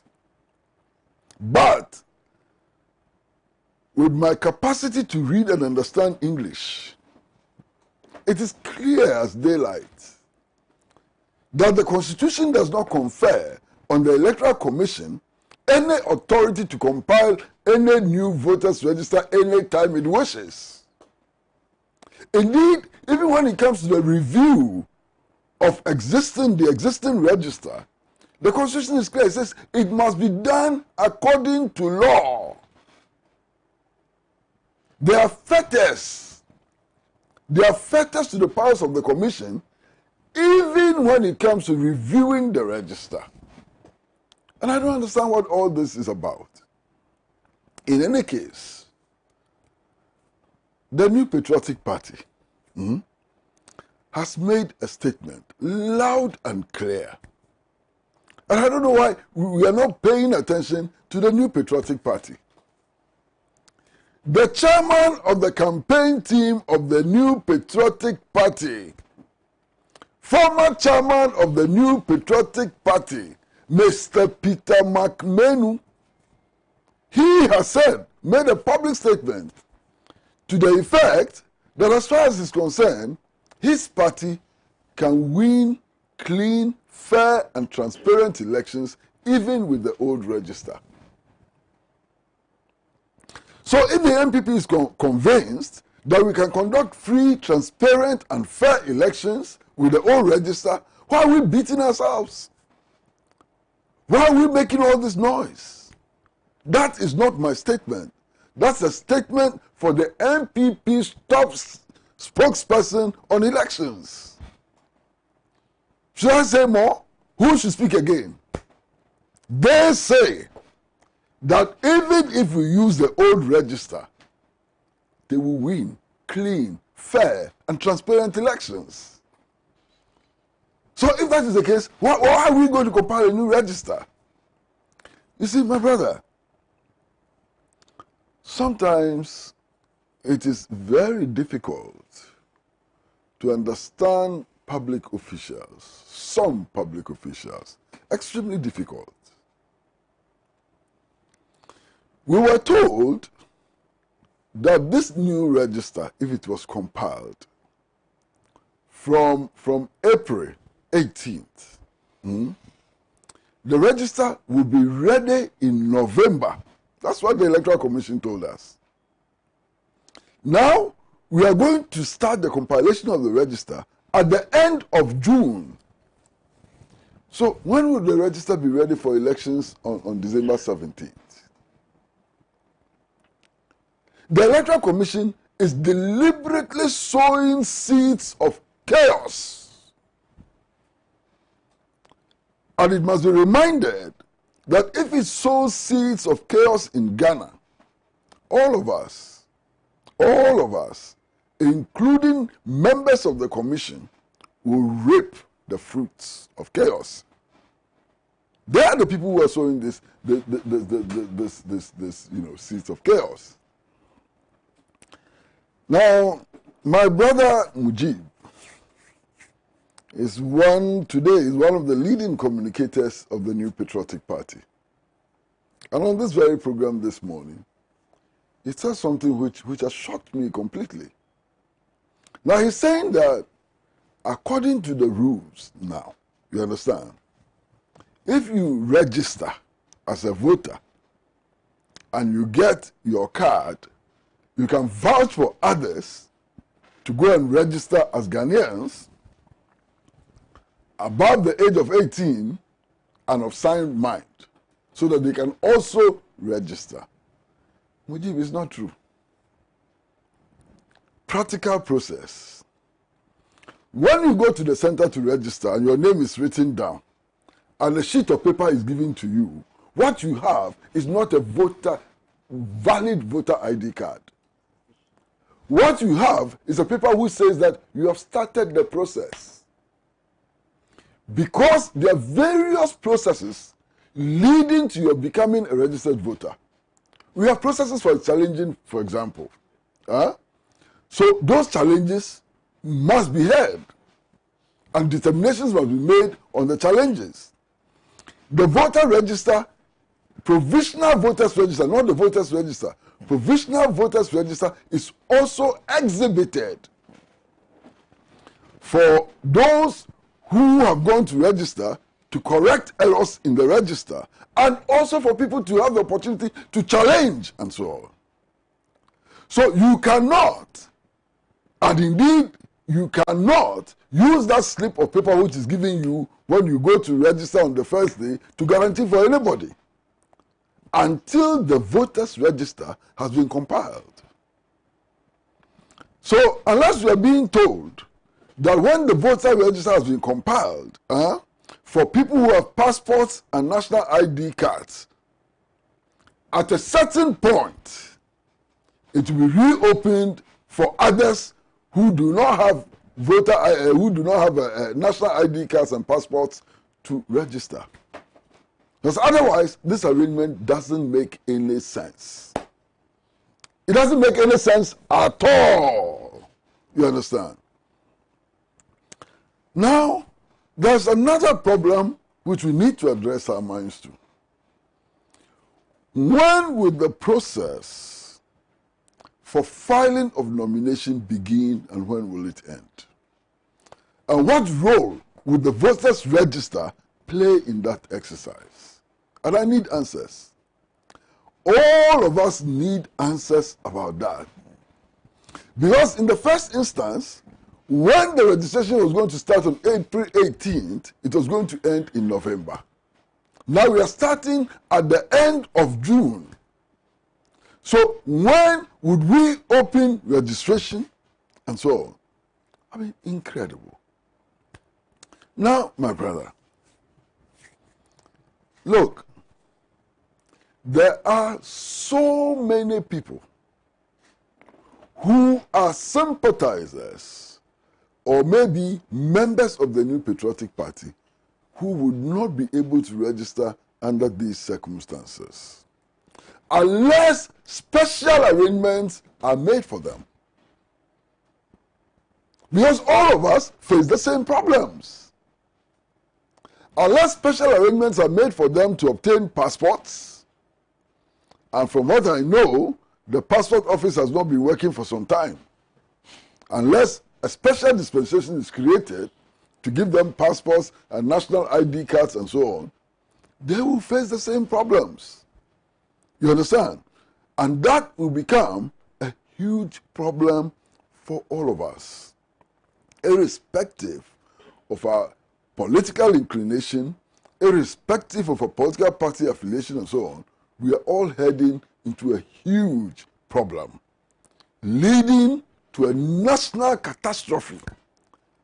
And I just wonder how others cannot see this. Listen, I've been watching all the polls on this issue of the voters register. In one poll, online poll, 80% of respondents said that we don't need a new voter's ID card. In another, 75% of respondents said we don't need a new voter's ID card. Go and check all the polls.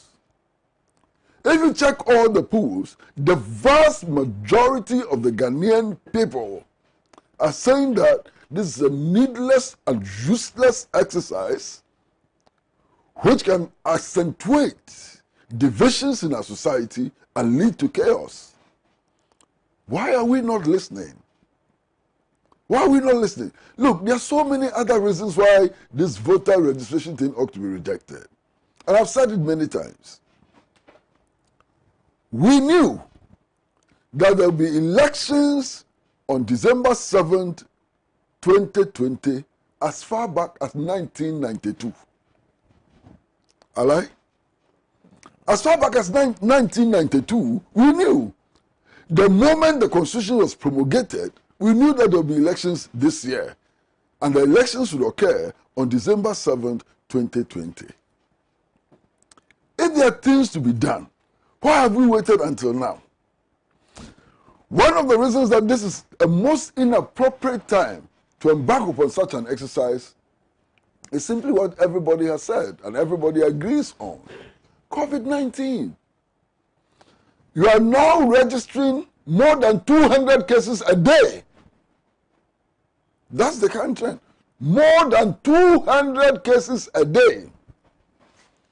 We started with 1 case, it went to 2, it went to 3. At the time that we were imposing a lockdown, how many cases did we have? Now we have 11,000 cases, with daily recorded cases in excess of 200 at the time that we are doing insufficient testing.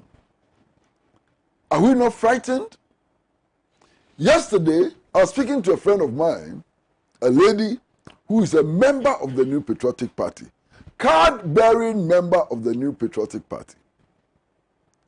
And she told me that she's not crazy. She would not go to register. That she's not ready to risk her life registering.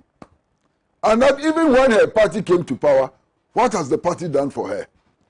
Where should she go and die for her little children and so on to suffer? This is a member of the New Patriotic Party, card-bearing member of the New Patriotic Party. She will not register because she's afraid of COVID-19. She sees the reality of COVID-19 and she will not register. Our recklessness has already caused sufficient havoc, health havoc for many people. And Kodo Chumbuafu just said it. Our insistence on Parliament sitting because we wanted this so-called constitutional instrument to mature by all means. Look at the havoc it has caused in Parliament. Look at the number of parliamentarians who allegedly have been infected by COVID-19. And we are not learning from it. We are not learning from it. We want a lot more people to be infected. What is this? Can you believe it? What is this? Look, a country like Mauritius. Mauritius had less than 500 cases of COVID-19. They were in lockdown for 3 months. Today, there's not one case of COVID-19 in Mauritius. Can't we learn? Can't we see? What is wrong with our leaders? Why have they allowed their ambition to hang on to power, clouded their judgment, and pushed all of us into this dangerous situation? Why? I can't understand. And then when you ask them, they say, oh, what at all has the NDC seen in the old register that it is hanging on to the old register with all its strength and so on? Master, the reverse is also possible. So what at all have these MPP chaps seen in the preparations for the compilation of a new register that they are hanging on to it even in the face of death and so on? What have they also seen? My brother, it is important to go to the electoral history of this country. You know, today, when I hear people say that, oh, we are the people in power, the Electoral Commission has the constitutional right to do as they please and so on, I just wonder. Look at the history of electoral reforms in this country. Look, we moved from opaque ballot boxes to transparent ballot boxes at the behest of the New Patriotic Party when it was in opposition. If I like, tell me. The New Patriotic Party in opposition made a case for moving from opaque ballot boxes to transparent ballot boxes. And it was accepted by the whole country, and we had transparent ballot boxes in spite of the fact that the New Patriotic Party, which was pushing for it, was in opposition. Today, they say that if you are in opposition, you cannot suggest electoral reforms. We moved from black and white pictures to color pictures at the behest of the New Patriotic Party when it was in opposition. Look, check the history. All the major reforms we have had have occurred at the behest of the New Patriotic Party when it was in the opposition, not when it was in government. And today, listen to them. Listen to them today. It's incredible. I can't believe it. When you were in opposition, you could suggest electoral reforms which was accepted by everybody, including the government and the Electoral Commission. And we had changes which have benefited all of us. But when you get into government, you now sit, look at all of us in the face, and say that if you are in opposition, what you say doesn't matter. If what the opposition says doesn't matter, would we have had transparent ballot boxes? Would we have migrated from black and white photos to color photos? Would we have done all those electoral reforms and so on? Certainly not. Now, if you look at our electoral history from 1992, the only political party which has rejected election results is the New Patriotic Party. The only one. No other party. Only the New Patriotic Party has consistently been rejecting election results. 1992, you saw what they did. 1992. 1996, they still would not accept it. 2000 election results, they said no. 2004, no. 2000 elections, they accepted. Yeah. 2004, they said no. 2008, sorry. 2008, they said no. 2016, and you see, today when you listen to them, it is shocking. Say, oh, as for us, we are law-abiding. So 2016, when we lost, we went to the court. That was 2012. I'm getting my days mixed up today. But the substance of what I'm saying is the most important thing. Yes. You understand? So we went to court and the court made a determination and we accepted the court results. It's not true. When they lost the 2012 elections, did you see what happened in the Kwame Nkrumah cycle? Did you see the commercial vehicles which were upturned? Did you see the number of people who were beaten and injured? Did you see what they did? And even when the court judgment came, they actually held the press conference and said, we don't accept the court judgment. That the court judgment is wrong. We are making a concession because we can't do anything else. That's what they did. So why is it that only one political party since 1992 has been giving us this headache? Why? Since 1992, only one political party has been giving us this headache. Look, any time, in fact, and there are only two political parties which have been alternating, okay? NDC or NPP. Anytime the NDC has lost elections, it has graciously accepted the results and we have moved on. Anytime the NDC has been in power, NPP makes suggestions about improving the electoral process, they accept it, we move on. So why is the NPP behaving in this manner? And they behave as if other parties don't exist. Everything, anything against the compilation of a new voters register is NDC. Forget the fact that other political parties are saying that it is wrong. They don't even want anybody to hear what the other political parties are saying. Because in their construction, they think that they have sufficiently demonized the NDC to the extent that as for the NDC, whatever it does, people will accept as being wrong. So that's the construction they have done. My brother, NPP and NDC put together, if we are all to be honest about it, their total membership is not even 1/3 of the population of Ghana. And whatever they do, whatever they say, they should remember that the vast majority of our people are faced with huge, monumental problems. These are people who are struggling for employment. These are people who are not able to provide for themselves 3 square meals a day. These are people struggling for access to potable water. These are people struggling for access to health care. National infrastructure is weak and in a deplorable state. Educational institutions are in trouble. We are having to run a system of red, gold, green, and so on. Don't come and add more problems to already existing problems.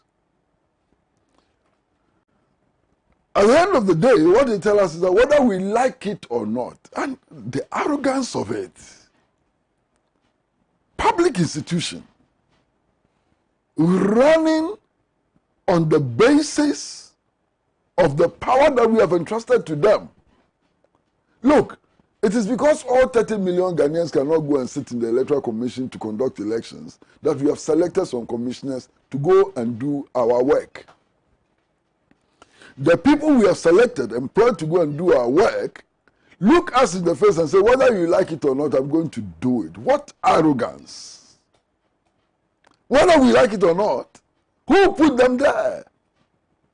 You know, and this is derived from their warped notion of unfettered independence, which they think the Constitution confers on the Electoral Commission. The Electoral Commission does not have unfettered independence. That notion is warped. It has no basis in law. It has no constitutional basis.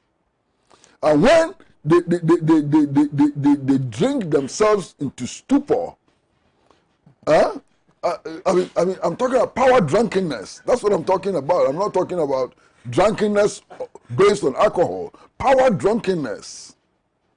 When they drink themselves into stupor, then they begin to assume all kinds of powers. Then they begin to confront those whose powers they exercise. This can lead us to doom. And it is not too late to pull back from the brink. Old register. Finish. Thank you very much. Thank you very much, Mr. Pratt. Well, let me read a couple of your messages and then we'll move on to the next topic. Dr. Justice Saheto, who is a lecturer in biostatistics, says by 1st June 2020, confirmed cases were 8,070, and by 12th June, we had 11,118, a whopping 3,048 increase in less than 2 weeks. We are in dangerous times, and Ghanaians should expect more in the rise of the cases. Political interest must never be used to replace human lives in Ghana. I pray this common sense wisdom prevails. Thank you, Doc. One more point. Apart from the COVID, the whole of the northern sector of the country now is in the planting season.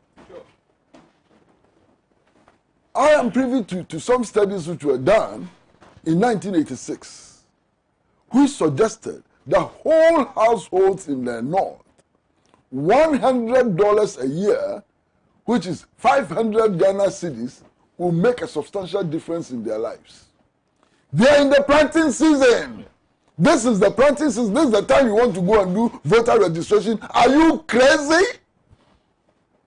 Planting season. Their whole life for 1 year depends on this small period. Couple of months, about 3-4 months. Their whole life for next year depends on these 3 months. This is the period we're going to tell them to leave their farms and to go and engage in the registration of a new voters register. What is this? Mujib, you know the situation better. You are from there, you know. You are from the north. Can't you advise them?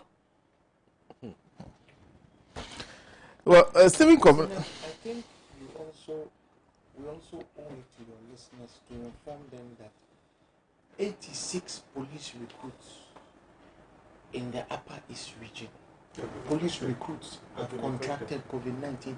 86 police recruits. I think Mr. Pratt raised that issue a few. I've been raising this issue for a long time. On the fact that the police training institutions. When we closed educational institutions, first of all, the recruits were told to go home. Then somehow the recruits were told to go back to the training colleges. So they opened the training colleges in Accra, in Ho, and so on. The first outbreak occurred in Ho. Why do you want to force police recruits together, and they sleep 8 in a room. So that they can ask them to come. Why? Why do you want to kill these innocent young people who are, that is what you're doing. Mujib, you people should be very careful. You should be very careful. So, Sena, you see, Uncle Kwesi made the point. We are not conjecturing. We all have common which is very sense in this profound. country. Why do you tell churches not to go to church, but police should go and congregate and sleep 8 in a room? Okay. People into the police service. It is not for the purpose to come and do what you are insinuating. That is not. So. What is so special that you cannot wait? Yes, what is so special? Why aren't you asking teacher trainees to go back to school? In the face of a and nursing trainees. Aren't nursing trainees more important? Point, but let me.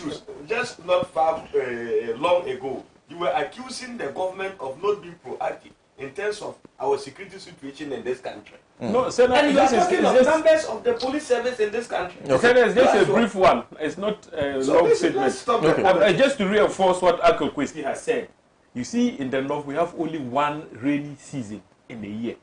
And that's what he was talking about. No, that is true. One. That is true. Okay. This is the season. That is true. This is the season. So the people can't afford to miss this season. They are planting. That is the point I want to make. But don't worry. How would they come out? They won't come out. You are from the north. Don't worry. Whatever you people do doesn't matter. Without a minister of state, a cabinet minister of state has told us just a few days ago that without the history of the Achems, Ghana has no history. So whatever you people do doesn't matter. You have also been told that you only contribute 13% to the history to the economy of this country. So why do you even need to vote? You don't need to vote. You want to spoil the beauty of this program. We also study and know the history of this country. Anybody can just say whatever they want to say. But if that is not the reality of the situation, we don't take it. Okay. Thank you. I'll have to take a break. When I come back, we'll move on to the other topics. Fantastic. But you're watching another of our talk shows, Alhaji&Alhaji. My name is Sena Nombo. We are back shortly.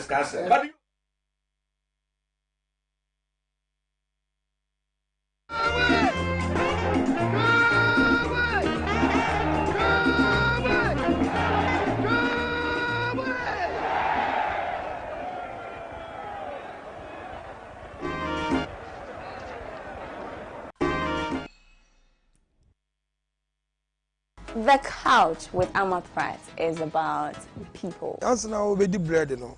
Just Angie will be a nice sort of being about sort of one or better idea. Social issues. I want to take your opinions. You tell us the effects of drugs, what it can do. The hard talk. Some of these security crises have not been created by those of us in Africa, those who live in the Middle East, and so on. They've been created by America, NATO, and their European allies. The human interest stories. We have a clinic at Togome, but the access, the things we have in the clinic is not good at all. Sometimes even paracetamol, they will write it for you to go in back. Fact finding. Intellectualism. I think that when love is welcome, when your love is welcome, you can tell. Lifestyle. I'd never known the concept of cheese. So I snuck upstairs and flushed it down the toilet, right? Because... and lots of fun. On Pan-African TV Live, hey, it's still a TV show with a heart.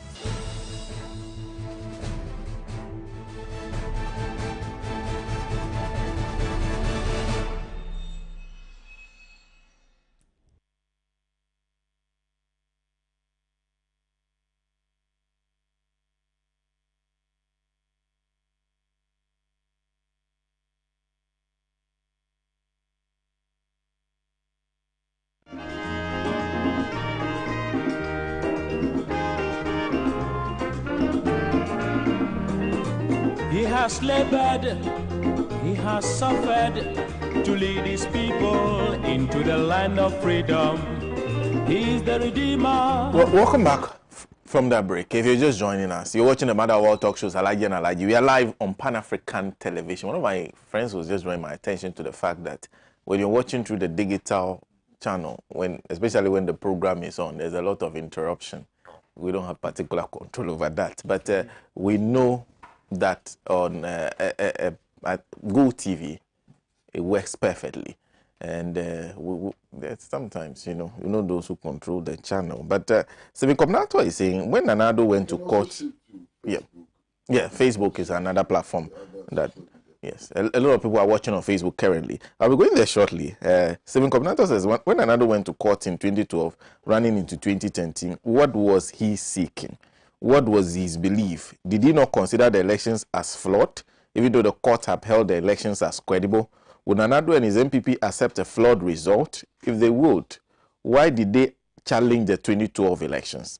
They should get serious and stop crying if they intend running a free and fair elections. And let me also read this one.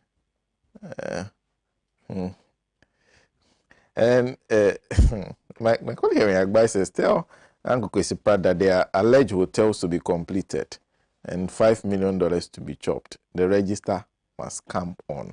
David Sena says, please tell Uncle Kwesi that he has greatly impressed me as always with his presentation a few minutes ago, so I'll prepare a special meal of okra soup or tilapia, pepper and banku for him to eat on a day of his choice.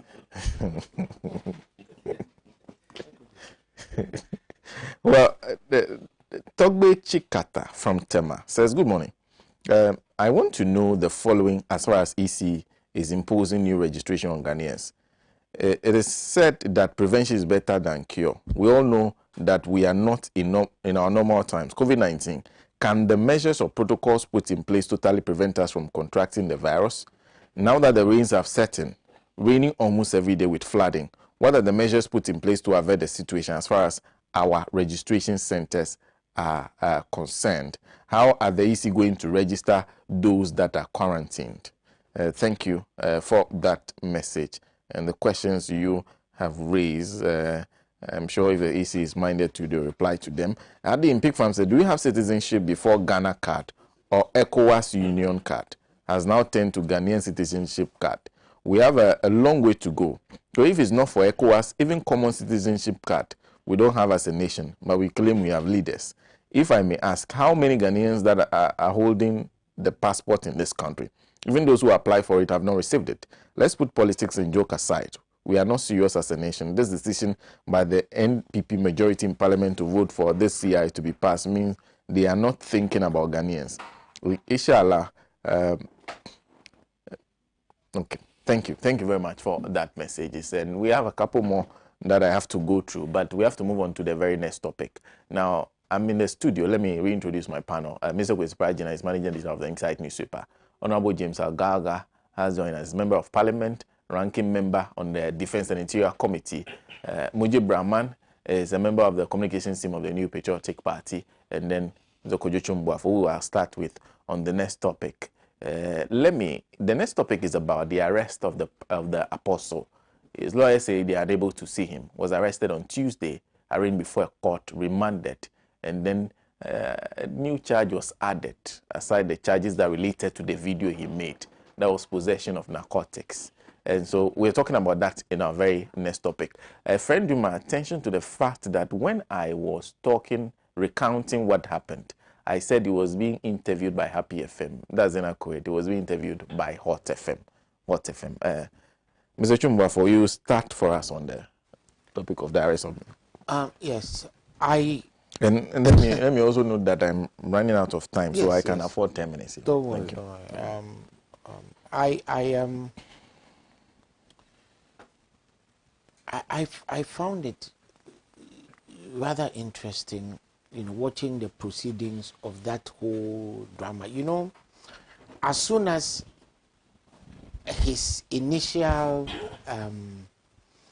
video was trending, I remember talking to my sister and telling my sister that this guy is going to be arrested, within the next day or two. Now, for the life of me, I don't understand why he granted another interview to a radio station live. Perhaps he doesn't understand the power of global positioning satellites as they are today. Because clearly, I was watching that live thing and I was telling the person I was with that this guy is going to be arrested immediately after his speech, because I will not be surprised if the people who are interviewing him are being tracked. So they will find your location. It's very simple. Very, very simple technology. They will find you. Even a taxi can find you. Now, be that as it may, this same guy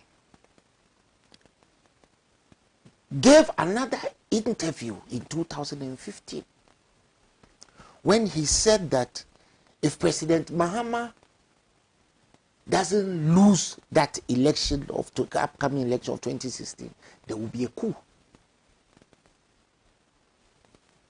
Nobody bothered him. And then came the parading of a suspect, which is against the law. Even the convention on war abhors the parading of captured soldiers, let alone a suspect who has not been proven guilty being paraded by officials of the law and being congratulated for possessing narcotics. Don't those officers know that as we speak today, weed is legalized for medicinal purposes? So if the guy has a condition for which reason he has to smoke weed, what are you parading his medical condition for? Assuming he comes up with a defense, and there's a lawyer here. If I were his lawyer, I would come up with a defense that he is ill. And therefore, spiritually or otherwise, he has been asked to consume. Because under this government, weed is now legal for purposes of medicine. And I am not the one who is coming to judge whether weed has medicinal purposes or not. I am very sure it has. In fact, I am more than sure it has. And if enough research had been done from earlier times, maybe we would have seen the, the positive sides of what Indian hemp can give us. Let's not forget that almost 85% of all medication are plant-based. From quinine, which cures malaria,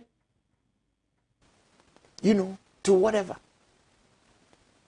Parading him on TV. When you heard some of the officers congratulating him for holding weed,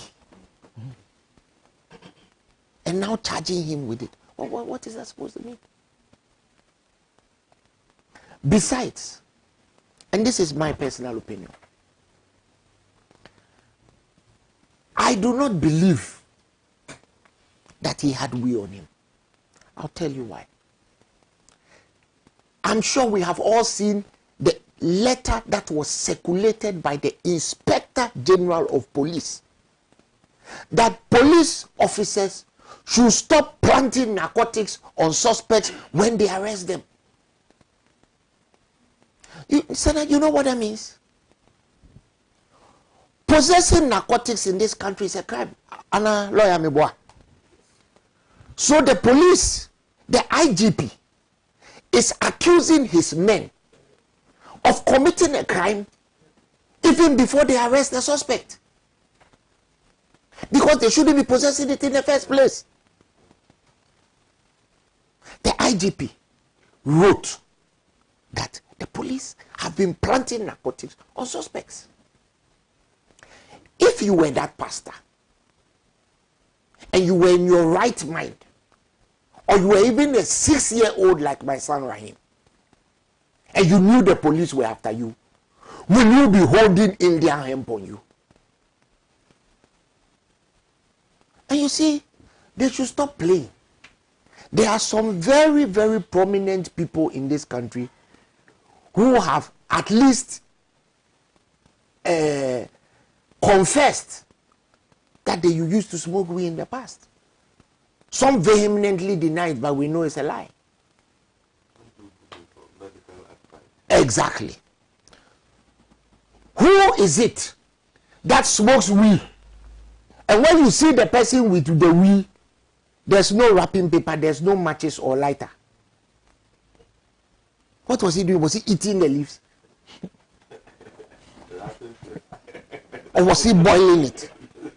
Lawyer, tell him the proper name. You see, and I am told that there is a method for distilling tetrahydrocannabinol. But clearly he didn't have the distillants with him.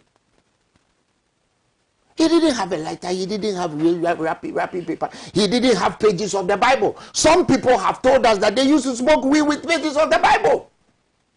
Some senior journalists have actually confirmed that visually the weed looked like it was very potent. They even wanted to know the pushes. So why would you be holding potent weed without wrapping paper? He didn't even have graphic oil. You see, let's get serious in this country. This is a needless diversion. We are in a country where today, like I alluded earlier on, even if you pass bad gas, you can be arrested. Let's stop playing. If you don't mind, let me wrap up. Or are we going to go to the last topic? No, you can. Yeah, let me wrap up by going back to COVID-19. In the USA today, and we all watch CNN. CNN is free TV. The states that reopened have seen significant spikes in the rates of infection. All the 21 states in the United States that partially reopened have seen significant spikes.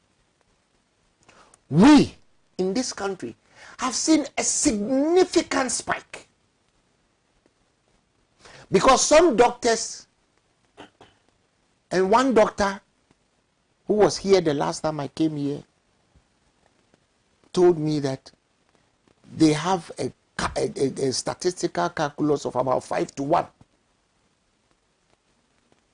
because of lack of the ability to contact trace, effective contact tracing, etc., etc., and the delay within which results are given, that the infection rate is probably 5 to 6 times what we know. So we are all in danger. We are all in danger, and the people who are managing this disease in this country should stop playing. This government should stop playing. You cannot reopen and ask people to go about business as usual simply because you want the Electoral Commission to go and disenfranchise people in the Volta region and in certain parts of the Northern region. You can't do that. You cannot do that. Today, as we speak, it is not people in the Volta region that have died. It is your MCE in Sekendi Takrady who's dead. It is other people who have lost their lives or are infected because of the negligence. Let's not forget that perhaps the most serious consequence of COVID-19 is that the other diseases that kill people on a daily basis are still killing people.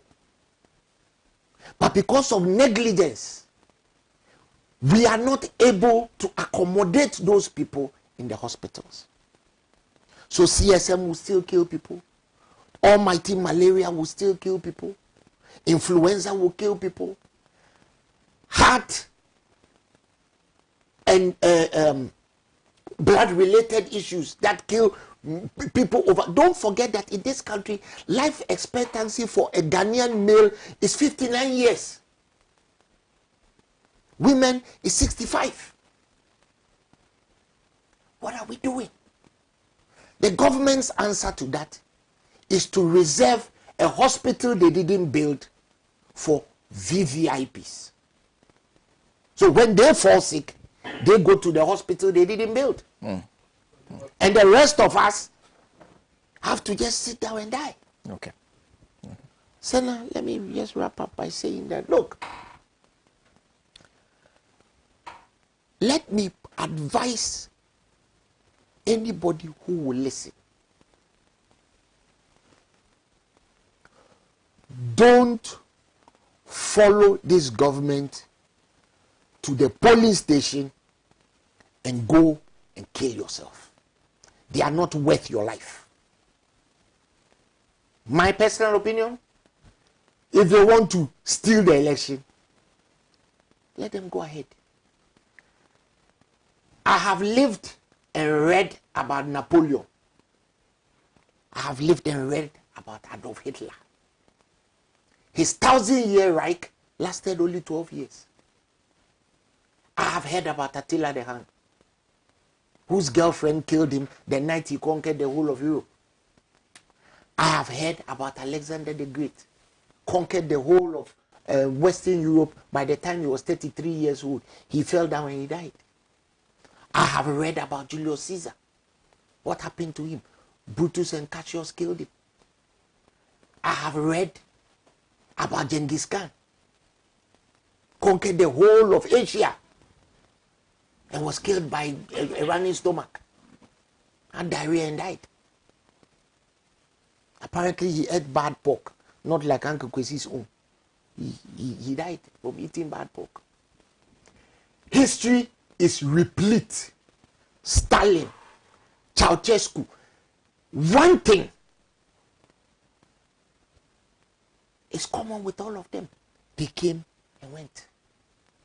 So whether you steal the election, whether you register only people whose history matters to this country, one day you will go. And when you do, whether you are dead or alive, woe unto the people you leave behind. Thank you. Albert Otobi says, Sena, you see, the EC's logic is such weird that it's simply impossible to comprehend. There's an EC and Jimensan who are attacking the credibility of this current register and the voter system on one of the bases that 35,000 were manually verified. Now, this is the same EC going by its new requirement of only NIA card and passport who have more than 5 million people being registered by word of mouth or vouching. Basically, same manual verification. Automatically, the basis of a future rejection of a new register is being set in this very logic. The musical chairs will continue until our judiciary decides to be firm and set a reasonable standard. Mujib. Sena, thank you. Let's be very clear, Sena. We are in a country that is governed by laws. Sena, and the arrest of the pastor who made wild allegations against some individual and threatened to kill the chairperson of the Electoral Commission.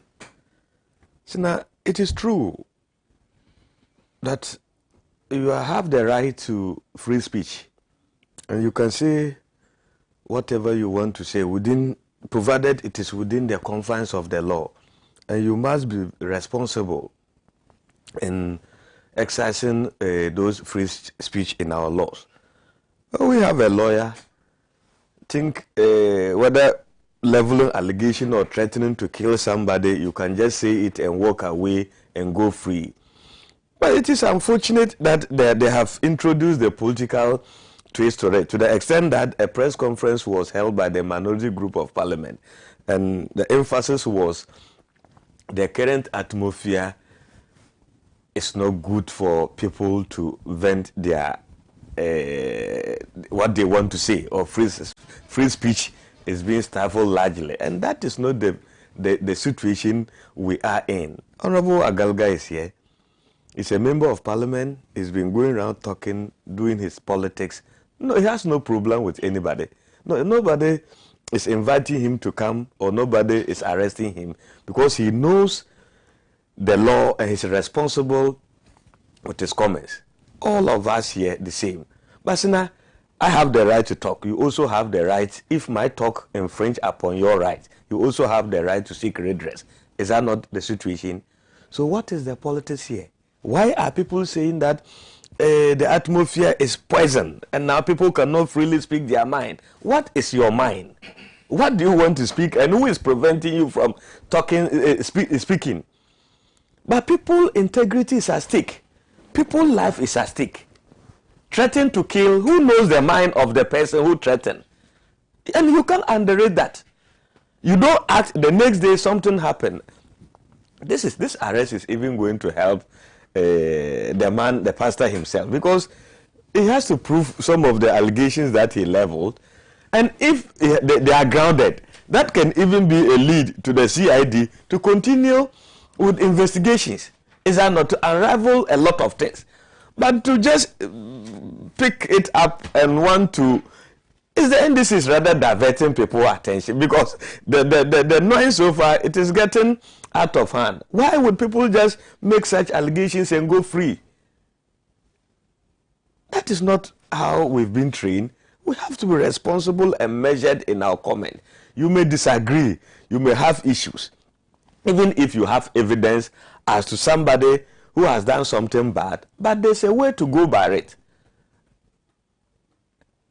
So, but everything is unfortunate. Everything is being read in a political lenses in this country, to the extent that you can even want to turn something which is white to black. But you are happy that people have been leveled, that they have been responsible in killing some people in this country. And you think those people should not stand up and fight for their right, especially when they know they have not done it, they don't have hand in it, they should keep quiet. No, you might not know who will take it serious and even be planning to harm those people.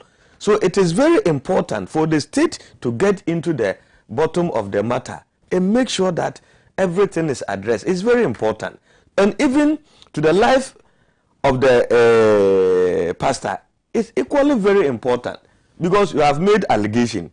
If they investigate and know, oh, it is true, then maybe some people will take it like that it is true, and you assist and get to whatever they want to get to, and then you may be safe. Other than that, those people will also be going around targeting you. You are target at that point, and you could also be harmed.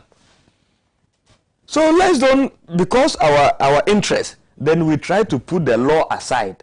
What guide all of us that, and we are living in a civil manner, then we throw it aside, just be looking at it in one direction, because if we go that way, it will favor us. If it were you, wouldn't you report to the police? If it were me, I would report to the police. And I want that person arrested and investigated to come out with the facts and where he's getting his information from. That is fair.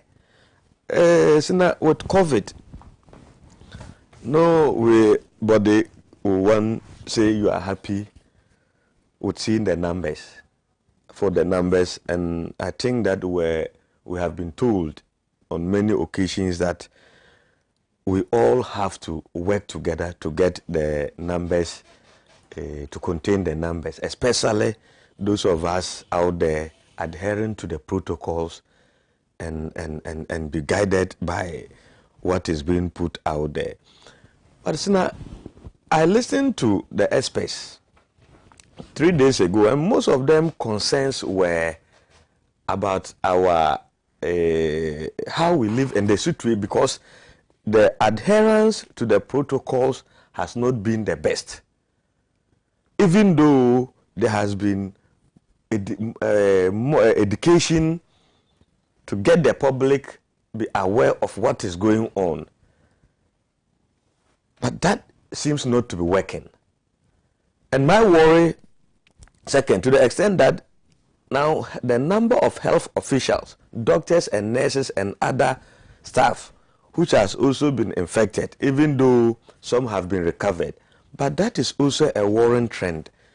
And I think that the public health department and the surveillance unit of the Ministry of Health has to come in seriously, because if we look at the number and find out when this thing started, at a point we were told that there are hotspots where at least it's largely the cases are coming more, and then try to do something other than that, where we are, it is very scary how the numbers are coming. But it is also true that Sena,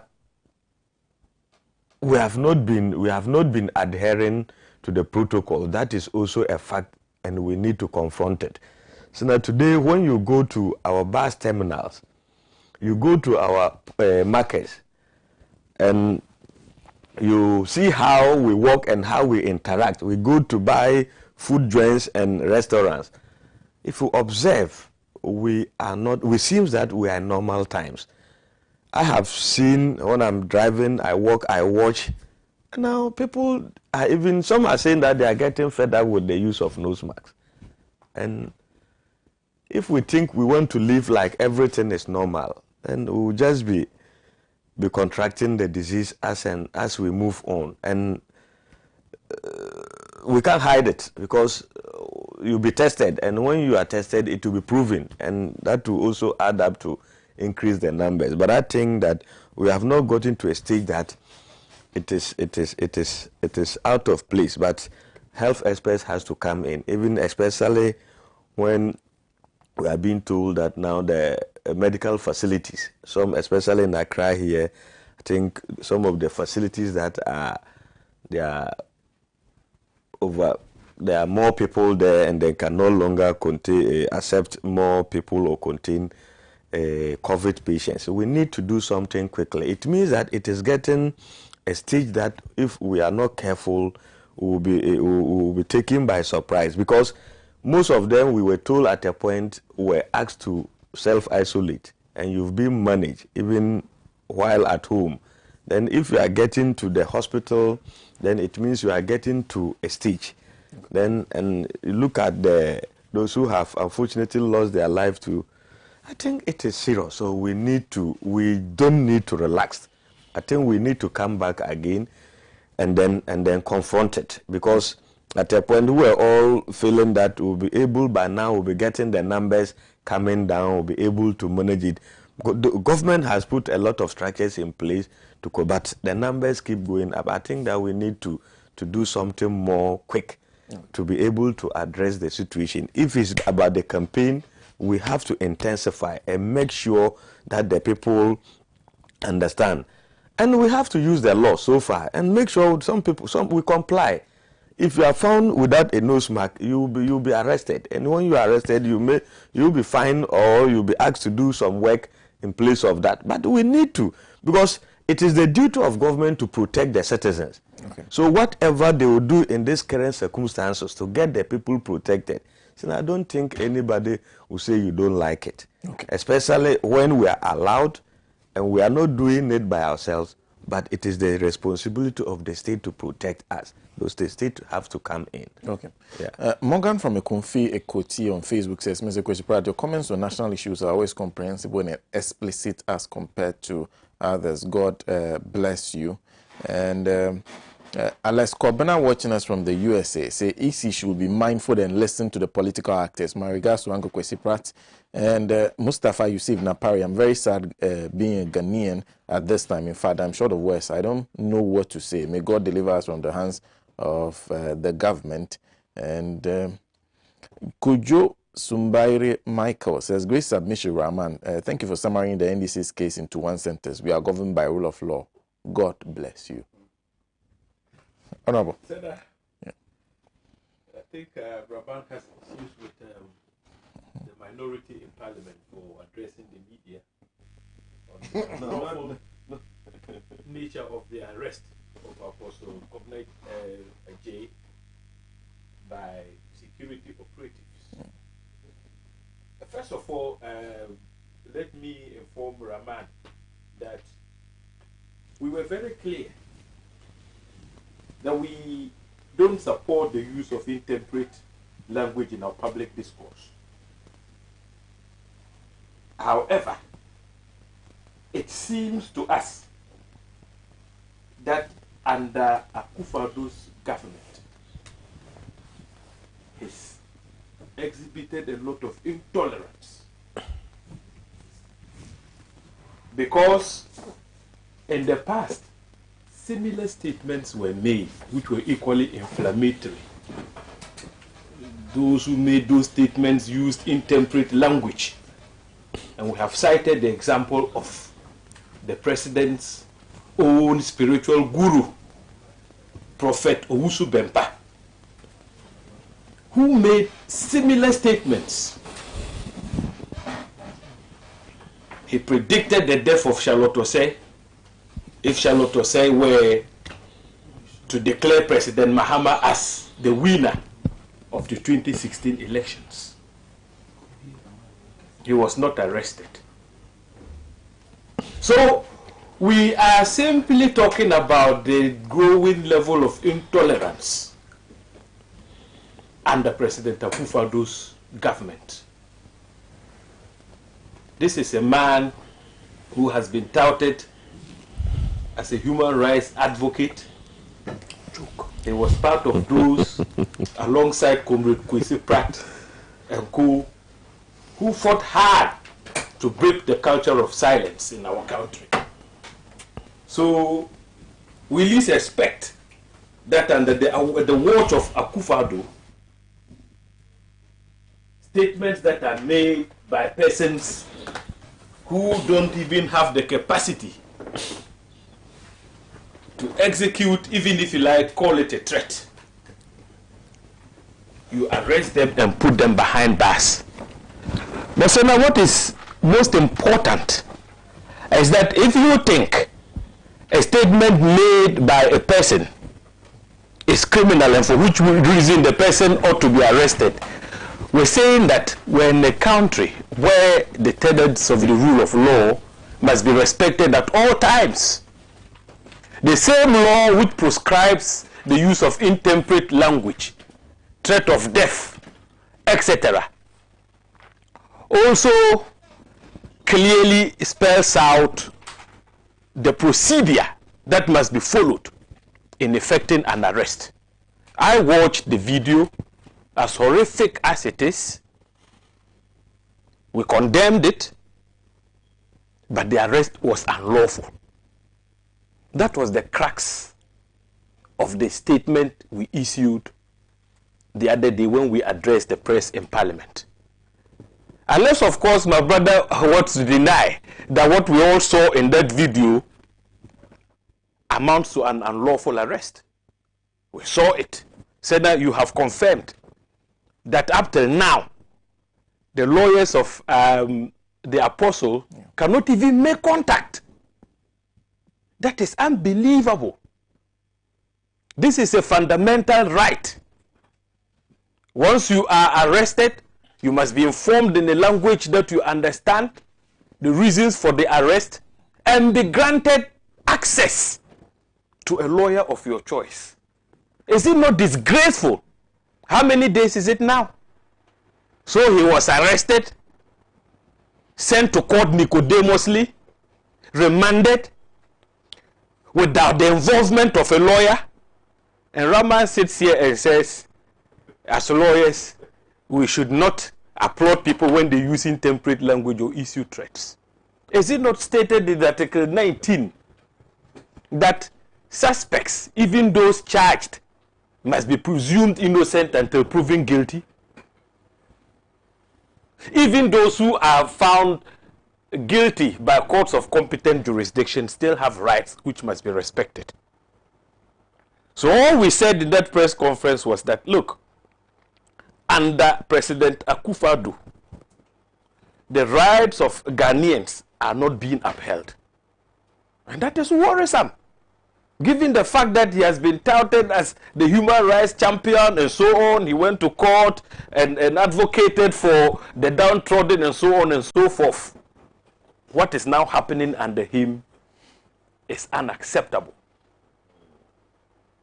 Now, apart from the unlawful nature of the arrest, after all, those arrested officers clearly displayed a warrant. The warrant was meant for the judiciary to control the processes. So he was arrested on warrant, as opposed to a normal arrest without warrant.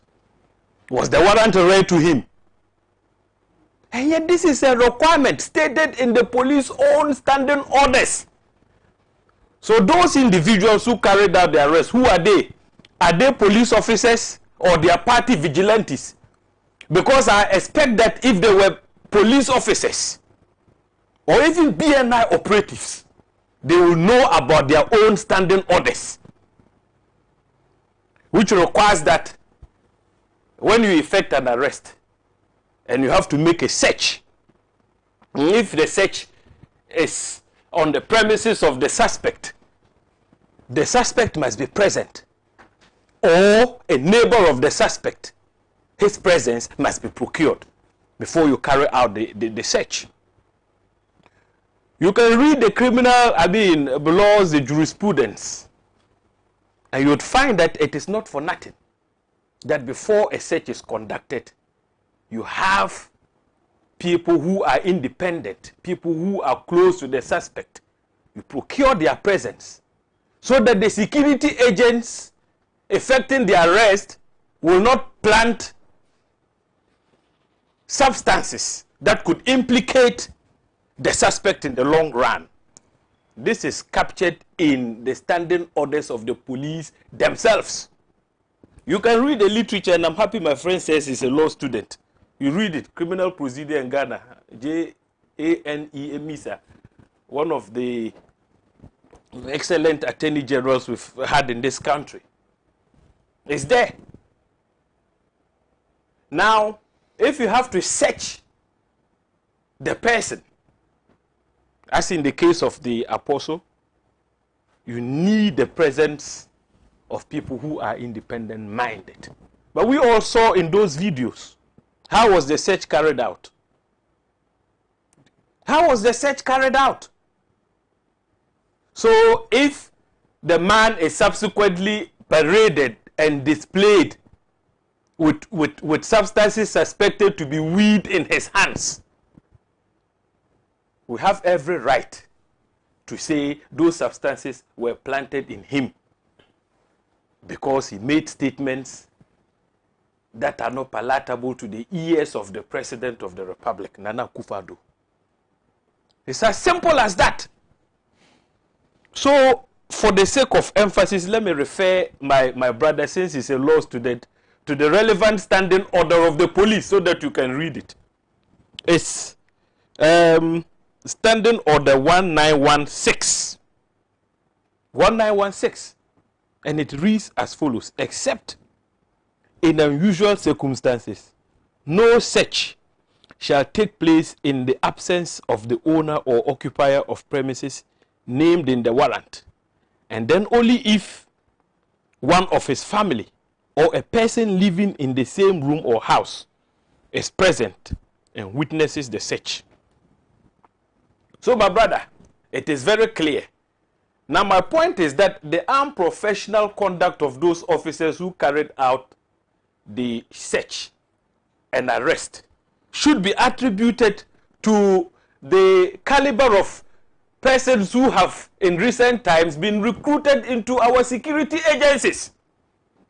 I have had occasion to attack your government on the caliber of personnel recruited into our security agencies. Most of them are party vigilantes, hoodlums, cast in the mold of those who visited mayhem on innocent citizens during the conduct of the Ayawaso West Wogon by-election.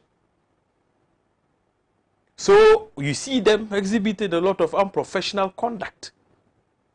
because they were not recruited into the security services on the basis of merit and competence.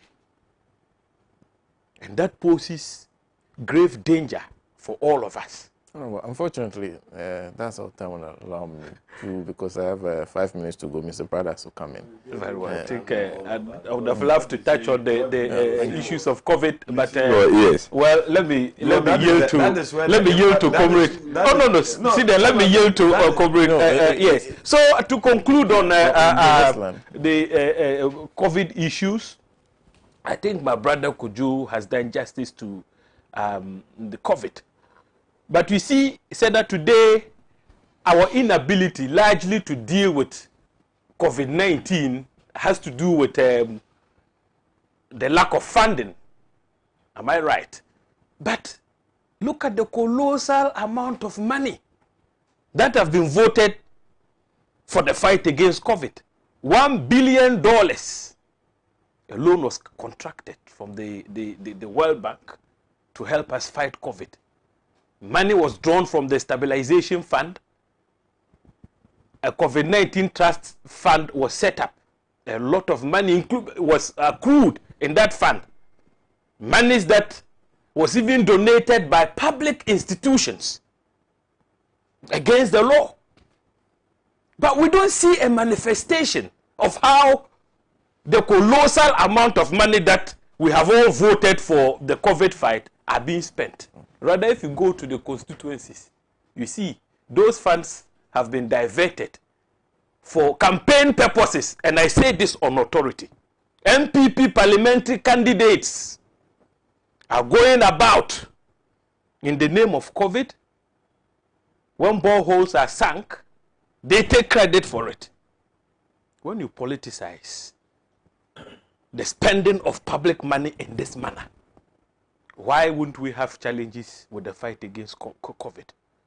So much of the issues relative to COVID are self-inflicted. I yield to Comrade Kwesi Pratt. Thank you very much. Well, I think that it's very simple. Those who enforce the law have a duty to be even-handed. Unfortunately, in the case of this apostle or pastor, we are not seeing that even-handedness. First, the apostle himself has a history. He has said similar things about former President John Dramani Mahama. I recall that when President Nana Addo Dankwa Akufo-Addo was elected, he took a bottle of red wine and went to pour libation at the statue of Nana Addo Dankwa Akufo-Addo's father. And he smashed the bottle on the ground and said that opponents of Nana Akufo-Addo should face the same fate as the bottle. You understand? Nobody arrested him. Nobody prosecuted him. Nobody placed we in his hands and so on. It happened.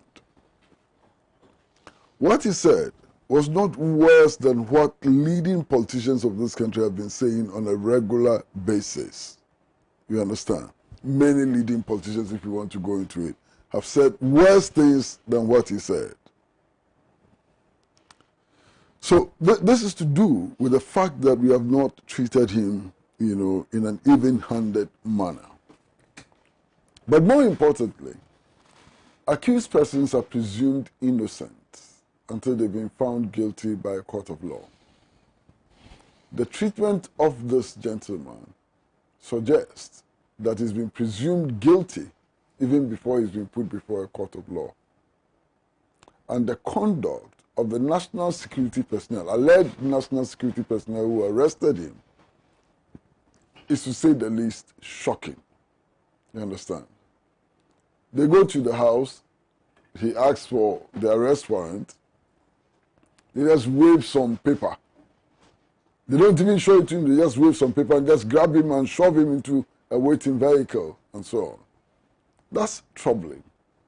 And this is a country in which there have been abductions. It's a country in which there have been assassinations. It's a country in which there have been disappearances and so on. His family has, even if we assume that he's committed a crime, his family members have not committed any crime. And his family members are not to be traumatized on account of what he has done. The family members were not told about the identity of the persons taking him away. They were not told about where they were taking him and so on, and left them in a state of trauma. I think it's unacceptable, clearly unacceptable. What is also important is the fact that we all saw the video. I mean, the gentleman is in handcuffs. One of the persons claiming to be a national security operative, because we don't know that for a fact, comes with wrapped leaves, dry leaves, places it into his hands, and announces that it is marijuana. Only a clearly, properly defined, competent laboratory can determine what a substance is, especially as this was to lead to a criminal trial. And the conduct of the security personnel who did that is repugnant in the extreme. Indeed, if the courts are minded to uphold his dignity and his rights, they have to strike out that case because of the prejudicial posturing of the national security personnel. In any case, how are we to believe that the marijuana actually was taken from his pocket? We saw the national security operatives put the marijuana in his hands, in his handcuffed hands, and take the marijuana out of his handcuffed hands and place it in his purse. That's all that we saw. Then we also see videos of him being interrogated by national security agents. Since when did that happen? Have you seen that before? Let us say a suspected criminal, like all suspected criminals, and then his interrogation is filmed and put on social media. State security agencies, when they arrest people, they put their case before a competent court. They don't put it on social media. And I am feeling wheezy about the manner in which this gentleman, was treated. Now, I'm alarmed. I'm very deeply alarmed by the fact that since his arrest, he has not been allowed to see his lawyers. That's a fundamental right for all suspects, even including murder suspects, including armed robbery suspects. You cannot deny them access to their lawyer. Why is he being denied access to his lawyer and family? That amounts to psychological torture. You understand? So he's there, locked up wherever he is. He doesn't know what is happening around the world. And then security agents can be feeding him with misleading information in order to mess up his mind so that he may make a confession and so on. I think this is unacceptable in Ghana in June 2020. In June 2020, these practices ought to be condemned, with all the force that we can command. And I want to hope that the courts would uphold the dignity of suspects. I want to hope that the courts would uphold the rights of suspects and dismiss this case. Thank you. Thank you very much, Mr. Pratt. Before we close, this one is from Frank Goka, which says, some questions on urine test.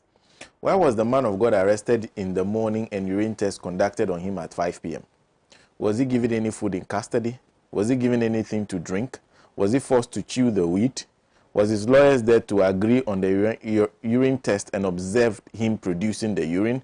Why was the so-called lab result made public? What else was found on him, and why were those items not made public apart from the weed? And then Mr. Micah Flo is saying the man of God, the man was interviewing him, said coded location. What did he mean by that?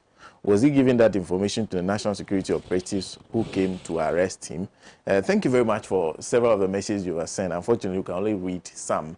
And before we go, I would just like to say a happy birthday to a few people. Honorable Nilante, it is belated by day. Honorable Nilante Van der Poel celebrated his birthday yesterday. Same Honorable Clementa Park. They've all been on this show. And also Honorable James Agaga. Does Nilante have a birthday? Yes. Yes. He turned 55 days ago. So, Honorable James Agaga sitting beside you also celebrated this earlier in the week. So happy belated birthday to the Honorable Member of Parliament, and a big thank you to you as usual. Happy belated birthday to the chairman of all chairmen, Uncle yesterday. Oh, at 77. That's the board chairman of the company. So happy birthday to Uncle Ahoy. A belated birthday, 77. That's a long time. My name is Sena. Much younger than I thought he was. Yes. Maybe it's football age. Football age. My name is Sena Nombo. You heard Mr. Kwesi Prajan as manager of the Inside newspaper, a regular panelist on the program. Always happy to hear his insight on the issues. And Honorable James Agaga joined us today, Member of Parliament and ranking member on the Defense and Interior Committee, a former minister, Deputy Minister of the Interior. Mujib Brahman is a member of the communications team of the New Patriotic Party, and Kojo Chumbafo is the leading member of the National Democratic Congress, whose knowledge of the marijuana thing surprised me a little. But thank you very much to the crew here at Pan-African Television. And then, you will be invited on the advent of an NDC government. You will be invited. And let me take you to Amuto 92.3 FM and several of our affiliates across the country. So you make it easy for us to get to every Ghanaian wherever they are, and we are very, very grateful to you. Enjoy your weekend and enjoy the next week. We'll be back same time next week. Do make a date with us. Freedom, he's the redeemer and the champion of liberty, of human equality. Let's salute him, fellow Ghanaians, the nation's founder, Sajifo Kwame Nkrumah. May God bless him, Ghana showboy, Africa's great son, Sajifo Dr. Nkrumah.